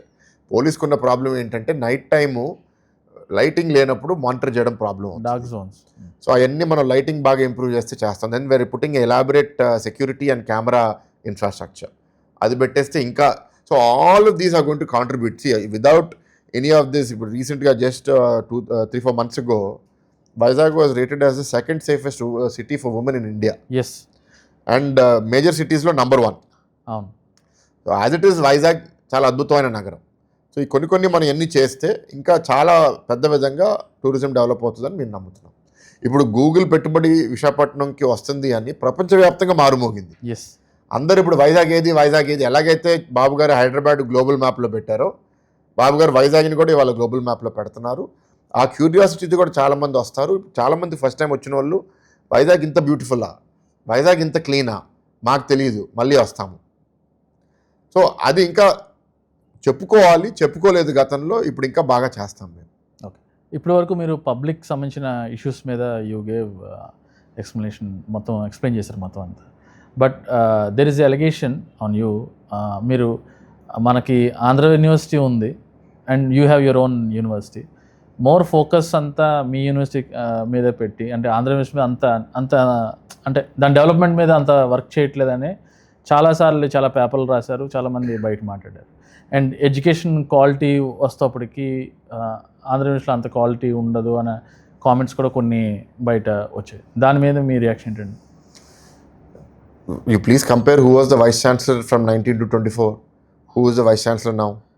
Okay. The vice chancellor in 19 to 24 is a person who behaved as a politician, not as a vice chancellor. Akada ruling party leader birthday cake cuttings, political rallies, కార్పొరేటర్స్కి seats వాళ్ళని meetings అక్కడ conduct చేసుకోవడము, ఎవరన్నా వైసీపీకి అనుకూలంగా ఉంటే వాళ్ళకి అడ్డంగా ప్రమోషన్లు ఇవ్వడము, లేకపోతే పదవులు ఇవ్వడము, టీడీపీలో ఉన్న వాళ్ళని ఎవరైనా సానుకూల పరులు ఉంటే వాళ్ళని. అసలు ఎట్లా నడిచింది ఆంధ్ర యూనివర్సిటీ 5 ఏళ్ళ కోసం? టుడే ఒక ఐఐటి ఖరగ్పూర్ నుంచి ఒక ఎమినెంట్ మ్యాథమెటిషియన్ ఆ 20-25 ఏళ్ళు అక్కడ ఆయన ఒక కెరియర్లో మంచి పేరు సంపాదించి వైస్ ఛాన్సలర్ వస్తే వాళ్ళిద్దరికి అసలు ఏమైనా కంపారిజన్ ఉందా? అండ్ ఇప్పుడు ఇది ఎవరన్నా మాట్లాడితే ఆంధ్ర యూనివర్సిటీ మీద దృష్టి పెట్టట్లేదంటే అనడానికి అసలు ఏదన్నా ఒక లాజిక్ ఉందా? ఆంధ్ర యూనివర్సిటీ బాగుపడకూడదా? బాగుపడాలి. మరి బాగుపడాలంటే ఒక ఎమినెంట్ ఇంటలెక్చువల్ అకాడమిక్ రావాలా, లేకపోతే రాజకీయం చేసేవాడు రావాలా? రీసెంట్గా నా మీద అలిగేషన్ చేసేది ఏంటంటే అది గీతం ఇన్ఫ్లుయెన్స్లో పడిపోతుంది, లేకపోతే ఎంపీ ఇన్ఫ్లుయెన్స్లో పడిపోతుంది రిజిస్ట్రార్ గీతం నుంచి అని. రిజిస్ట్రార్ మా దగ్గర I think almost 15 years ago మానేశారు. దాని తర్వాత he has bin recently appointed. So అది గీతంకి సంబంధం ఏంటి? ఆయన ఏమి గీతంలో ఇప్పుడు వర్కింగ్ ప్రొఫెసర్గా ఇక్కడి నుంచి ట్రాన్స్ఫర్ చేయించి రిజిస్ట్రార్గా నేనేం పెట్టలేదే. He has been in Andhra University for 15 years. Okay. అది ఐ డోంట్ నో చాలామందికి తెలుసో తెలీదో, నాకు కూడా నేను ఇంకా వెరిఫై చేసుకోలేదు. బట్ చాలామంది చెప్పేది ఏంటంటే గత వైస్ ఛాన్సలర్ ఏయూలో చేసిన ఆయన గీతంలో ఆలమ్మని, మా దగ్గర బీటెక్ చేసాడని. అది I think 90% it is true. Okay. If it is true, మరి మీరు గీతం ఆలంనే మీరు వైస్ ఛాన్సలర్గా పెట్టుకున్నారు కదా. అండ్ నాకు అది ఒక సిగ్గుచేటు, నాకు అదేమి నేను గర్వంగా చెప్పుకునే విషయం కాదు. మరి అప్పుడు వైస్ ఛాన్సలరే గీతం ఆలమ్మ అయితే ఇంకా అప్పుడు గీతంకి ఇచ్చేసినట్టు కదా మరి మీరు యూనివర్సిటీని. So this all illogical. వీళ్ళు ఏమీ ఆలోచించకుండా మాట్లాడుతున్నారు. ఇప్పుడు ఏంటంటే there are many forces in the university that are damaging the university, that don't want university to improve. Okay. దాన్ని వాళ్ళ గుప్పటి నుంచి పోతుంది. ఎందుకంటే ఈ గత వైస్ ఛాన్సలర్ చాలామందిని ప్లేస్ చేసుకున్నాడు. వాళ్ళ గుప్పటి నుంచి పోతుంది అన్నప్పుడు వాళ్ళు ఏంటంటే ప్రతి చిన్న ఇష్యూని ఒక భూతద్దంలో చూపించి ఏదో జరిగిపోతుంది అని ఒక భావన సమాజంలో సృష్టించాలని ట్రై చేస్తున్నారు. I'm not scared. నేనేమి భయానికి లొంగను, అబద్ధ ప్రచారాలకి అసలు లొంగను. నేను ఏది కరెక్ట్ అనుకుంటే దాని మీద నేను సపోర్ట్ చేసుకుంటూ వెళ్తాను. ఓన్లీ డిఫరెన్స్ ఇస్ ఇన్ గీతం ఐఎమ్ డిక్టేటర్. తప్పుని అసలు సహించే పరిస్థితే లేదు. ఈ ఆంధ్ర యూనివర్సిటీలో ఐఎమ్ నాట్ అడ్మినిస్ట్రేటర్. నేను ఆంధ్ర యూనివర్సిటీ ప్రెసిడెంట్ కాదు, వైస్ ఛాన్సలర్ కాదు. నేను అట్లా డిసైడ్ చేస్తాను. ఓకే. నేను ఏదైనా సహాయపడగలుగుతాను కానీ I'm not the decision maker. Decision maker ఎవరైనా ఉంటే విద్యాశాఖ మంత్రి నారా లోకేష్ గారు ఉంటారు. తప్పు జరిగితే ప్రశ్నించగలుగుతా, మంచి ఐడియా సలహా ఇవ్వగలుగుతా. I cannot get involved in to day to day affairs of Andhra University. That is not my job. ఇప్పుడు వచ్చిన vice chancellor, registrar, office bearers అందరికీ వాళ్ళకి ఏదన్నా ఒక ఇష్యూలో డౌట్ వస్తే, ప్రాబ్లం వస్తే నన్ను కన్సల్ట్ చేస్తే నా ఫీడ్బ్యాక్ ఇస్తాను. ఓకే. ఎక్కడన్నా తప్పు జరుగుతుందంటే కనుక్కు నేను వాళ్ళకి ఫీడ్బ్యాక్ ఇచ్చి కరెక్ట్ చేసుకోమంటాను. But by and large what I'm promising to them is గతంలో లాగా పొలిటికల్ ఇంటర్ఫియరెన్స్, ఇది ఒక పొలిటికల్ ఆఫీస్గా నడపడం నేను సహించలేను. ఇది ఇండిపెండెంట్గా క్వాలిటీ ఆఫ్ అకాడమిక్స్ మీద మీరు ఫోకస్ చేయండి. క్రమశిక్షణ పోయింది, నెగిటివ్ ఎలిమెంట్స్ కంట్రోల్ తీసుకున్నారు. ఈ నెగిటివ్ ఎలిమెంట్స్ పిల్లల్ని కూడా రెచ్చగొడుతున్నారు. మెల్లమెల్లగా వీళ్ళందరినీ ఐడెంటిఫై చేసి వీడౌట్ చేయండి. నేను భయపడితే వాళ్ళు నా నెత్తి మీద తాండవం చేస్తారు. వీళ్ళందరినీ ఎవరిని వదిలే ప్రసక్తే లేదు. Okay. Let them not think that we are innocent or that we are scared. I'm not innocent, I'm not scared. Okay. అంటే రీసెంట్గా ఎక్కువగా ఇష్యూస్ ఆంధ్ర న్యూస్లోనే వస్తున్నాయి. ధర్నాలు, స్టూడెంట్స్ ప్రొటెస్ట్లు. అంత మాలిఫైడ్ ఇంటెన్షన్స్. ఇష్యూస్ లేవు అని నేను అనట్లే, ఇష్యూస్ ఉన్నాయి, గతంలో కూడా ఉన్నాయి. ఓకే. గతంలో జరిగినప్పుడు ఎందుకు మీరు ఏం చేయలేదు, ఇప్పుడు ఎందుకు చేస్తున్నారు? సాధారణంగా ఏంటంటే పబ్లిక్ యూనివర్సిటీసు దేశవ్యాప్తంగా స్టేట్ పబ్లిక్ యూనివర్సిటీసు చాలా డిటీరియరేట్ అయిపోయినాయి. అనేక కారణాలు, పొలిటికల్ పార్టీస్ మారడం వల్ల వాళ్ళకి అనుకూలంగా ఉన్న వాళ్ళని తెచ్చుకోవడము, దాని తర్వాత బడ్జెట్స్ లేకపోవడం వల్ల ఫ్యాకల్టీ షార్టేజెస్ ఉండడము, ఎన్ని కారణాల వల్ల, చాలా పొలిటికల్ ఇంటర్ఫిరెన్స్ వల్ల పబ్లిక్ యూనివర్సిటీస్ డ్యామేజ్ అయినాయి. రివైవ్ చేయడం ఈజ్ నాట్ ఈజీ. ఓకే. చాలా కష్టంతో రివైవ్ చేయాలి. ఇవాళ మీరు చూస్తే ఆంధ్ర యూనివర్సిటీనే కాదు, రాష్ట్ర వ్యాప్తంగా ఉన్న public universities vice chancellor selections, political recommendations ఒక్కడ కూడా లేవు. ఓకే. ఐ థింక్ రీసెంట్లీ ఒక 5 అయినాయి, దాని ముందు ఒక 9 అయినాయి. 14 యూనివర్సిటీస్లో పొలిటికల్ రికమెండేషన్. నా దగ్గర చాలామంది వచ్చారు దట్ నేనేదో ఇప్పించేస్తాను అని. నేను నా దగ్గర వచ్చిన ప్రతి ఒక్కరికి చెప్పాను, సార్ ఇది మెరిట్ బేసిస్ మీద వెళ్తుంది. మీరు నన్ను కలవడం వల్ల మీకు రావడం కాదు కదా, మీకు నెగిటివ్ పాయింట్స్ పడతాయి. Okay. You are a professor, you have a dignity. గతంలో మీకు అలా అలవాటు చేసి ఉంటారు. ఒక మంత్రి చుట్టూ, ఒక ఎమ్మెల్యే, ఎంపీ చుట్టూ తిరిగితే మీకు లాబీ చేసి మీకు ఇప్పిస్తారని. ఇది అట్లాంటి ప్రభుత్వం కాదు. ఓకే. అట్లాంటి మంచి పేరు కూడా ఇవాళ ప్రభుత్వంకి వచ్చింది. ఏంటి అంటే ఒక మంచి అకాడమిక్స్ని పొలిటికల్ ఇన్ఫ్లుయెన్స్ లేకుండా ఇతర రాష్ట్రాల నుంచి కూడా తెలుగు వాళ్ళని తెచ్చి మంచి వైస్ ఛాన్సలర్లు చేశారనే భావన చాలామంది లోపలికి వచ్చింది. దీని ఫలితాలు చూడడానికి 3 to 5 years పడుతుంది. Rome is not built in a day and we are patient. Okay. మేమేమి వచ్చిన వెంటనే మారిపోతాం. ఎందుకంటే కొత్త వాళ్ళు వచ్చిన తర్వాత ఇంకా ఎక్కువ రెసిస్టెన్స్. ఏంటంటే మారిపోతున్నప్పుడు పాతగా అక్కడ కూర్చుని డబ్బులు తినేవాడు, దందా చేసేవాడు, వాళ్ళందరికీ ఇబ్బంది కదా ఇవాళ. సో వాళ్ళందరికీ ఇది వార్నింగ్. మీరు ఎంత ట్రై చేయండి, మీరు ఎంత డైవర్ట్ చేయండి, దేనికి లొంగే ప్రసక్తే లేదు. Okay. And coming to your university, lot of good activities happens there. కాన్ఫరెన్స్లు అవ్వచ్చు, ఫెస్ట్లు అవ్వచ్చు, లాట్ ఆఫ్ థింగ్స్. అండ్ మేము అప్పుడప్పుడు ఇవి చిన్న చిన్నవి కవర్ చేస్తున్నప్పుడు lot of people give comments మాట. ఎప్పుడు గీతం గేట్ కడతారు, ఇది అందరికి క్వశ్చన్ ఉంది. సో అది ఆ లాస్ట్ గవర్నమెంట్ ఏదో ఇష్యూ అయింది, అలా ఉండిపోయింది. ఇప్పటికీ ఆ గేట్ అయితే ఫినిష్ చేయలేదు, ద ఎంట్రన్స్ గేట్. సో నా వ్యూవర్స్ చాలామంది అడిగిన క్వశ్చన్ ఇది. సో గేట్ ఎప్పుడు ఫినిష్ అవుతుంది? నాకు 2 roles ఉన్నాయి, మెంబర్ ఆఫ్ పార్లమెంట్గా, గీతం ప్రెసిడెంట్గా. యా. నేను మెంబర్ ఆఫ్ పార్లమెంట్గా ఎప్పుడున్నాను, గతంలో పోటీ చేసి ఓడిపోయాను. టీడీపీలో ఉన్నాను కాబట్టి గీతం మీద కక్ష కట్టి మా గోడ ఎరగొట్టి, మా గేట్ ఎరగొట్టి, మా బిల్డింగ్ కూడా ఎరగొట్టడానికి ప్రయత్నం చేసి, అది కాకుండా మళ్ళీ 2-3 సార్లు తర్వాత వచ్చి ఇన్స్టిట్యూషన్ని చాలా హెరాస్ చేశారు. Okay. We went to court, we got a stay ఏంటి అంటే ఫర్దర్గా కట్టడానికి లేదు, వాళ్ళు ఫర్దర్గా ఏమీ ఎరగొట్టడానికి లేదు. ఓకే. అట్లా ఉంది స్టేటస్ కో. ఇది ఏంటి, ఎందుకు కారణం? గవర్నమెంట్ ల్యాండ్ మీ పొజిషన్లో ఉంది అని. గవర్నమెంట్ ల్యాండ్ మా పొజిషన్లో లేదు అని ఎప్పుడు మేము చెప్పలేదు. అది ఉందని ఎప్పుడు తేలింది? 2005-06లో తేలింది. ఫర్ 20 years ఏంటంటే అన్ఇంటెన్షనల్గా మా దాంట్లో వచ్చింది. ఎనీవే యూనివర్సిటీ ఎక్స్పాండ్ అవుతుంది, ఆ ల్యాండ్ మీరు మాకు ఎలినేట్ చేస్తే మేము దానికి డబ్బులు కట్టడానికి సిద్ధంగా ఉన్నాము, ఫ్రీగా అడగట్లేదు. ఓకే, అది ఇవ్వమని ఎప్పటి నుంచో అడుగుతున్నాము. మా దురదృష్టం ఏంటంటే మూర్తి గారు కూడా రాజకీయాల్లో ఉండడము, నేను కూడా ఉండడం వల్ల అవతల వైపు పార్టీ ఉంటే తిను శత్రువు కాబట్టి ఇవ్వకూడదని ఉంటుంది. అనుకూలంగా ఉన్న పార్టీ అంటే ఇస్తే మా వాళ్ళకి ఏదో ఫేవర్ చేసామని అనుకుంటా. ఐఎమ్ ఓన్లీ ఆస్కింగ్, గీతం యూనివర్సిటీ మిగతా ప్రైవేట్ యూనివర్సిటీస్ కంపేర్ చేస్తే ఏదన్నా తక్కువ, మా దగ్గర ఎన్నో లోపాలు ఉన్నాయా చూపించండి. మేము బాగా చేస్తున్నామని మీరు భావిస్తే అందరినీ ట్రీట్ చేసినట్టు మమ్మల్ని ట్రీట్ చేయండి. ఇప్పుడు విఐటిని, ఎస్ఆర్ఎం అని, అమృత అని వీళ్ళందరినీ పిలిపించి అమరావతిలో 25 లక్షలకి 50 లక్షలు పర్ ఏకర్ 100, 150, 200 ఎకరాలు ఇచ్చారు. రీసెంట్గా బిట్స్ పిలాని పిలిపించి వాళ్ళు కూడా ఇచ్చారు. అవును. So some may be better than us, some may be worse than us, but we are all in the similar group. Yes, వాళ్ళకి ఇచ్చినప్పుడు మాకెందుకు ఇవ్వకూడదు? వ్యాలిడ్. సరే, వాళ్ళకి మీరు 25 లక్షలు 50 లక్షలు ఇచ్చారు, నాకు ఇవ్వద్దు, అంత ఇస్తే మళ్ళీ ఏదో ఫేవర్ చేసేద్దాం, ఎక్కువ ఛార్జ్ చేయండి, అల్పే. ఓకే, సో ఇది తేలాలి. నెక్స్ట్, గీతం వెనకాల ఇన్ ఎండాడ రీజన్ ఓన్లీ గత గవర్నమెంట్లో ఒక 11 ఎకరాలు ఒక ప్రైవేట్ ఇంటర్నేషనల్ స్కూల్కి 11 acres 1 crore per acre ఇచ్చారు. ఓకే. ఆ స్కూలు బెంగళూరులో చాలా ప్రీమియం ఛార్జ్ చేస్తుంది, అంటే ఫీజుకి 5 లక్షలు 6 లక్షలు పర్ ఇయర్ ఛార్జ్ చేస్తుంది. నేను దాన్ని ఎప్పుడు వ్యతిరేకించలేదే. అంటే అంత ఫీజు ఛార్జ్ చేసే స్కూల్కి మీరు ఉట్టి ₹1 per acre, కానీ అక్కడ ల్యాండ్ వాల్యూ ఎంత ఉందండి? 30 కోట్లు ఉంటుంది. ఓకే, 30 కోట్లు ఉన్న దగ్గర మీరు ఒక 1 crore per acre మీరు 11 acres ఇచ్చారు మీరు. ఓకే. అంటే స్టేట్ ఎక్స్‌చెకర్‌కి లాస్ ఎంత? 11 into 29 crores వేసుకుంటే 300 crores లాస్. నేను ఎప్పుడు అది కాదనలేదే. ఎందుకు అనలేదు? I know what it takes to build education institution. So వాళ్ళకి మీరు ల్యాండ్ కాస్ట్ తగ్గిస్తే వాళ్ళు స్టూడెంట్స్కి కూడా తక్కువ కాస్ట్కి 5-6 లక్షలు పెట్టే బదులు 2-3 లక్షలకి వాళ్ళు ఇంటర్నేషనల్ స్కూల్ ఎడ్యుకేషన్ ఇవ్వగలిగితే సిటీ చాలా మేలు పొందుతుంది.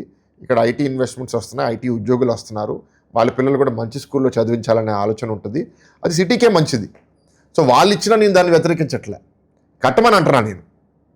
ఓకే. సో మీరు ఒక ప్రైవేట్ ఇంటర్నేషనల్ స్కూల్కి 1 crore per acre ఇచ్చినప్పుడు, అప్పుడు మీకు భూమి విలువలు తెలియనప్పుడు 45 ఏళ్ళ నుంచి విశాఖపట్నంలో బాగా నడిపే ఒక గీతం యూనివర్సిటీ మీకు కనపడట్లేదా? మీకు గుడ్డా? Okay, fine. ఇప్పుడు వరకు మనం 4 CA సమ్మిట్స్ పార్ట్నర్ చేసాం. అందులో మీ గవర్నమెంట్ 3 చేసింది, లాస్ట్ గవర్నమెంట్ 1 చేసింది. ఆల్మోస్ట్ ఒక 3 lakh crores investment, 30 lakh, sorry 30 lakh crores investment announcements జరిగాయి. అండ్ జాబ్స్ కూడా 46 lakhs అంత జాబ్స్ వస్తాయని చెప్పి అన్నారు. ఇప్పుడు జరుగుతున్న CA సమ్మిట్ కూడా big numbers 9.8 lakh crores of investment I think announce చేశారు. సో విశాఖపట్నం అవ్వచ్చు, ఆంధ్రప్రదేశ్ అవ్వచ్చు. సో నీ numbers I may be little wrong అండి. 14 to 19 around 4,000 companies have invested into Andhra Pradesh, landed అంటే operational in Andhra Pradesh, out of which around 300 are large companies, 3,700 are micro, small and medium. Official employment through industries department generated is 6 lakh jobs, and landed investment is I think somewhere 5-6 lakh crores. So ఆ టైంలో latest సే 20 lakh crores MOUs 3 సమ్మిట్లో కలిపి చేశాము. దాంట్లో 5-6 లక్షల కోట్లు land అయింది. Okay. మేము government మళ్ళీ గెలవపోవడం వల్ల ఆ మిగతా MOUs అన్నీ వైసీపీ గవర్నమెంట్ పక్కన పెట్టేసింది, మూవ్ అవ్వలేదు. వీళ్ళు ఏంటంటే కట్టేసిన ఇల్లు కూడా వీళ్ళు ఎరగొట్టేసి మళ్ళీ ఒక గుడిసె కట్టి అది మేము కట్టామని చూపించుకోవడానికి ఆలోచించే ఒక క్రిమినల్ మైండ్ సెట్ వీళ్ళు. సో ఆ కాన్వర్జేషన్స్ ఏవి కంటిన్యూ చేయలే. ఓకే. వాళ్ళలో చాలామంది ఏంటంటే మన అతి కష్టంతో కన్విన్స్ చేసి ఇటు తీసుకొస్తే వీళ్ళు భయపెట్టి పంపించేశారు. వీళ్ళు చేశారు, ఎందుకు చేశారు? లాస్ట్ 1.5 yearలో వీళ్ళు ఎందుకు చేశారు? 3.5 ఏళ్ళు వీళ్ళకి చెడ్డ పేరు వచ్చి మీరు ఏ పెట్టుబడి తీసుకుని రావట్లేదు, ఏమీ చేయట్లేదు అంటే అసలు ఏం చేయకపోతే అసలు చూపించుకోవడానికి కూడా ఏమీ ఉండదని తీసుకొచ్చారు. ఆ సమ్మిట్లో వీడియో విజువల్స్ చూస్తే మనకి అసలు వాళ్ళు నిజంగా వచ్చింది డెలిగేట్సా, లేకపోతే వీళ్ళు వైఎస్ఆర్సీపీ కార్యకర్తలు స్టూడెంట్స్ని తీసుకొచ్చి ట్రై చేశారనేది ఆ వీడియోలు చూస్తే అర్థమవుతుంది మనకి. అక్కడ ఫుడ్ దగ్గర వాళ్ళు పడిన గొడవ ఇదంతా, it did not look like an investor summit. Okay. Now we are at the same time అప్పుడు తప్పులు లేవా అంటే ఎనీ టైం గవర్నమెంట్లో ఛాలెంజెస్ ఉంటాయి. ఎందుకంటే పెద్ద వ్యవస్థ, అందరూ సరిగ్గా పనిచేయరు, కరప్షన్ ఉంటుంది, స్లోగా ఉంటుంది. సో ఈసారి బాబు గారు ఏమంటున్నారు, ఈజ్ ఆఫ్ డూయింగ్ బిజినెస్ ఒకటే కాదు, స్పీడ్ ఆఫ్ డూయింగ్ బిజినెస్. నేను వ్యవస్థకు వదిలేస్తే అది ఫాస్ట్గా అవ్వట్లే, సో నేను మానిటర్ చేసుకుని ఫాస్ట్గా అయ్యేటట్టు చేస్తానని ఒక కంకణం పట్టుకుని ముఖ్యమంత్రి గారు వాళ్ళు పనిచేస్తున్నారు. లాస్ట్ టైం మీరు అన్నట్టు ఒక 20 లక్షల కోట్లు 15 లక్షల కోట్లు ఎంఓయూ సైన్ చేసాం అనుకుందాం. ఈసారి ఫస్ట్ 18 months ఇంకేసాం అంటే ఇప్పుడు అవుతుంది. ఆల్రెడీ 18 months అయిపోయింది కదా, 17 months అయిపోయింది కదా. 17 monthsలో already 9 lakh crores of investments have been cleared by the cabinet. అంటే ఎంఓయూ తర్వాత ఒక 5-6 స్టెప్స్ ఉంటాయి. అవును, ఆ స్టెప్స్ అన్ని పూర్తయిపోయి క్యాబినెట్ క్లియర్ చేసింది. ఓకే, క్యాబినెట్ క్లియర్ చేసిందంటే ల్యాండ్ అలాట్మెంట్ అయిపోయింది, subsidies have been finalised, investment has been finalised, number of jobs has been finalised. The companies cabinet అయిపోయిన తర్వాత ఇంకేం లేదు, వాళ్ళకి వచ్చి కొబ్బరికాయ ఎరగొట్టడం, పంచమలు పెట్టడం. 15 monthsలో we have achieved what we didn't do in 5 years. Okay, with that much speed this government is working. We're also learning, we're becoming better. రీసెంట్గా అనౌన్స్ అయినవి కొన్ని మళ్ళీ ఎంఓయూస్ ఇప్పుడు ఎంటర్ అవుతాము. రాబోయే ఇంకా కొత్త ఏవైతే ఇంకా క్యాబినెట్ క్లియర్ చేయలేదో అవి కూడా ఈ సిఐఐ సమ్మిట్ ద్వారా ఒక message. This is also a signal. ఇవాళ 45 కంట్రీస్ నుంచి పెట్టుబడిదారులు వస్తున్నారు అంటే వాళ్ళందరికీ Andhra is back in business. 5 సంవత్సరాలు ఒక పీడకల మర్చిపోండి. ఒక హిస్టారిక్ మెజారిటీ ప్రజలు ఇవాళ ప్రభుత్వానికి ఇచ్చారు. ఎందుకు ఇచ్చారంటే వాళ్ళని చీగొట్టారు, మాకు గెలిపివ్వలే, వాళ్ళని చీగొట్టారు. అంటే ఇప్పుడే కాదు, ఇట్లాంటి పాలకులు ఎప్పుడు వాళ్ళకు వద్దు అని ఒక మెసేజ్ వాళ్ళు సమాజానికి ఇచ్చారు. ఆ నమ్మకంతోనే వాళ్ళ కంపెనీస్ మళ్ళీ తిరిగి వస్తున్నాయి. లేకపోతే వాళ్ళు కూడా మీరు ఉంటారు 5 ఏళ్ళ తర్వాత మళ్ళీ వాళ్ళు వస్తే ఏంటి అని అంటే ఈ ఎలక్షన్ రిజల్ట్స్ చూపిస్తే వాళ్ళకి అర్థమవుతుంది, ఓకే ఇట్లాంటి రిజల్ట్స్ చరిత్రలో ఎప్పుడు రాలేదు. 18% ఓట్ షేర్ తేడాతో ఏ గవర్నమెంట్ గెలవలేదు.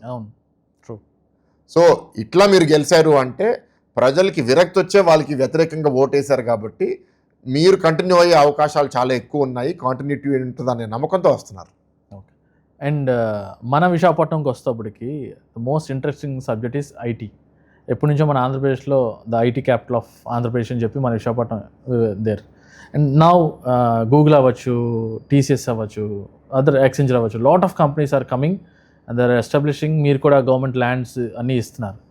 Future of IT in Visakhapatnam and jobs ఎన్ని రావచ్చు. అండ్ మన విశాఖపట్నం ఉన్న చాలామంది పక్క స్టేట్స్కి వెళ్ళి వర్క్ చేస్తున్నారు అండ్ వాళ్ళు ఎప్పుడు మన వైజాగ్ వచ్చి ఇవన్నీ మన why are we giving land at such low prices అంటే మనం ఏంటంటే ఫార్చ్యూన్ 500 కంపెనీస్ మినిమం $1 billion అంటే 9,000 కోట్లు విలువ కన్నా ఎక్కువ ఉన్న కంపెనీస్, క్రెడిబిలిటీ మార్కెట్లో క్రెడిబిలిటీ ఉన్న కంపెనీస్ని ఆహ్వానించి తక్కువ ధరలో ల్యాండ్ ఇచ్చి వాళ్ళని కోరేది రెండే, ఎక్కువ పెట్టుబడి పెట్టండి, ఎక్కువ ఉద్యోగాలు సృష్టించండి. దీనివల్ల పెట్టుబడి వల్ల ఎకనామిక్ యాక్టివిటీ పెరుగుతుంది, ఉద్యోగాల వల్ల అందరికీ ఉద్యోగ కల్పనగా వస్తుంది. అని మీరు అన్నట్టు కొత్త ఉద్యోగాలు చాలా వస్తాయి. ఆల్రెడీ వీళ్ళ కంపెనీస్లో ఇతర ప్రాంతాల్లో పనిచేసే తెలుగు వాళ్ళు కూడా తిరిగి వస్తారు. సో టీసీఎస్, ఇన్ఫోసిస్, ఏఎన్ఎస్ఆర్ భవిష్యత్తులో హోప్ఫుల్లీ ఇన్ఫోసిస్ కాదు, టీసీఎస్, కాగ్నిజెంట్, ఏఎన్ఎస్ఆర్ అండ్ భవిష్యత్తులో ఇన్ఫోసిస్, యాక్సెంచరు, ఇప్పుడు real estate developers Raheja, Satva వీళ్ళందరికీ ల్యాండ్ ఎందుకు ఇచ్చాము? పెద్ద ఎత్తున అంటే జీసీసీస్ ఒక 100 జీసీసీస్ విశాఖపట్నం తీసుకుని రావాలనే ఒక గోల్తో ఇవాళ గవర్నమెంట్ పనిచేస్తుంది. ఇప్పుడు ఒక 6-7 మనకి కమిట్మెంట్స్ వచ్చినాయి. It's not easy.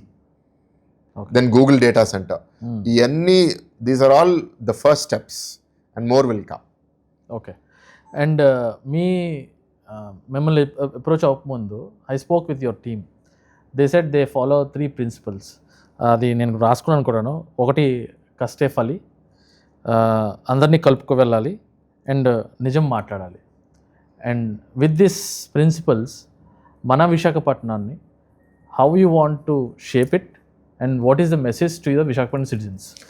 నా పర్సనల్ టీమ్, నా పొలిటికల్ టీం అవనివ్వండి, నా గీతం టీం అవనివ్వండి, ఈ రెండిట్లో నేను రిజిడ్గా ఉండొచ్చు. దీస్ ఆర్ మై రూల్స్, ఈ రూల్స్ ఫాలో చేయకపోతే అవుట్. నా టీంలో కూడా నేను కొన్ని మార్పులు చేశాను. ఎందుకంటే వాళ్ళు ఎవరన్నా దారి తప్పుతున్నారు అని నాకు అనిపిస్తే 1-2 సార్లు వార్నింగ్ ఇస్తాను, తీసేస్తాను. ఇప్పుడు ఫర్ ఎగ్జాంపుల్ మా ఆఫీస్లో నో గిఫ్టింగ్ పాలసీ. బోర్డ్ చూసాను. Nobody can gift. Only gifts that are allowed. 3 kinds of gifts we accept. Okay. 1 is a plant. 2 is any books, anything that we can distribute. 3 is anything related to God. Like ఒక ప్రసాదం ఇచ్చినప్పుడు, లేకపోతే ఒక దేవుడి చిన్న విగ్రహం ఇచ్చినప్పుడు మళ్ళీ అది కూడా బంగారంతో సిల్వర్ తెస్తా అంటే నో. అండర్స్టూడ్. దేవుడి మీద గౌరవంతో ఏదైనా చిన్నది ఏదైనా ఇస్తే we take. So I don't encourage shawls, flowers, bouquets, sweets, pens, nothing, zero. What is the message? మీరు నాకేమీ ఇవ్వద్దు, నేనేమీ తీసుకోను, మీరు నా నుంచి ఏమీ ఎక్స్పెక్ట్ చేయొద్దు. Okay. I'm not going to spend money like average politician. Okay. The team కూడా అంతే. ఇప్పుడు ఏంటంటే మనం కష్టపడి మనం పని చేయాలి, అబద్ధాలు చెప్పకూడదు. We live in a diverse society, అందరినీ క్యారీ చేయాలి. Symbolism is also very important. People shouldn't feel left behind. And as far as the city is concerned, first మార్పు మనతో మొదలు పెడుతుంది. నిజంగా ఇట్లా ఒక ఎంపీ ఉంటాడా, అది అంతా జోకా, ఫసాడా? సమాజంలో అందరు తప్పులు చేస్తున్నారు. నా వరకు నేను I chase perfection. Okay Bharat గారు, థ్యాంక్ యూ సో మచ్. నేను చాలా different questions and personal questions కూడా అడిగాను. అండ్ మీరు పేషెన్స్తో అన్నీ చాలా ఎలాబొరేటివ్గా మన విశాఖపట్నం సిటిజన్స్ అవ్వచ్చు, ఆంధ్రప్రదేశ్కి మంచి ఇన్ఫర్మేషన్ అయితే పాస్ చేశారు. అండ్ మరిన్ని క్వశ్చన్స్తో మళ్ళీ మిమ్మల్ని కలుస్తాను. Till then thank you so much for your time. Thank you so much.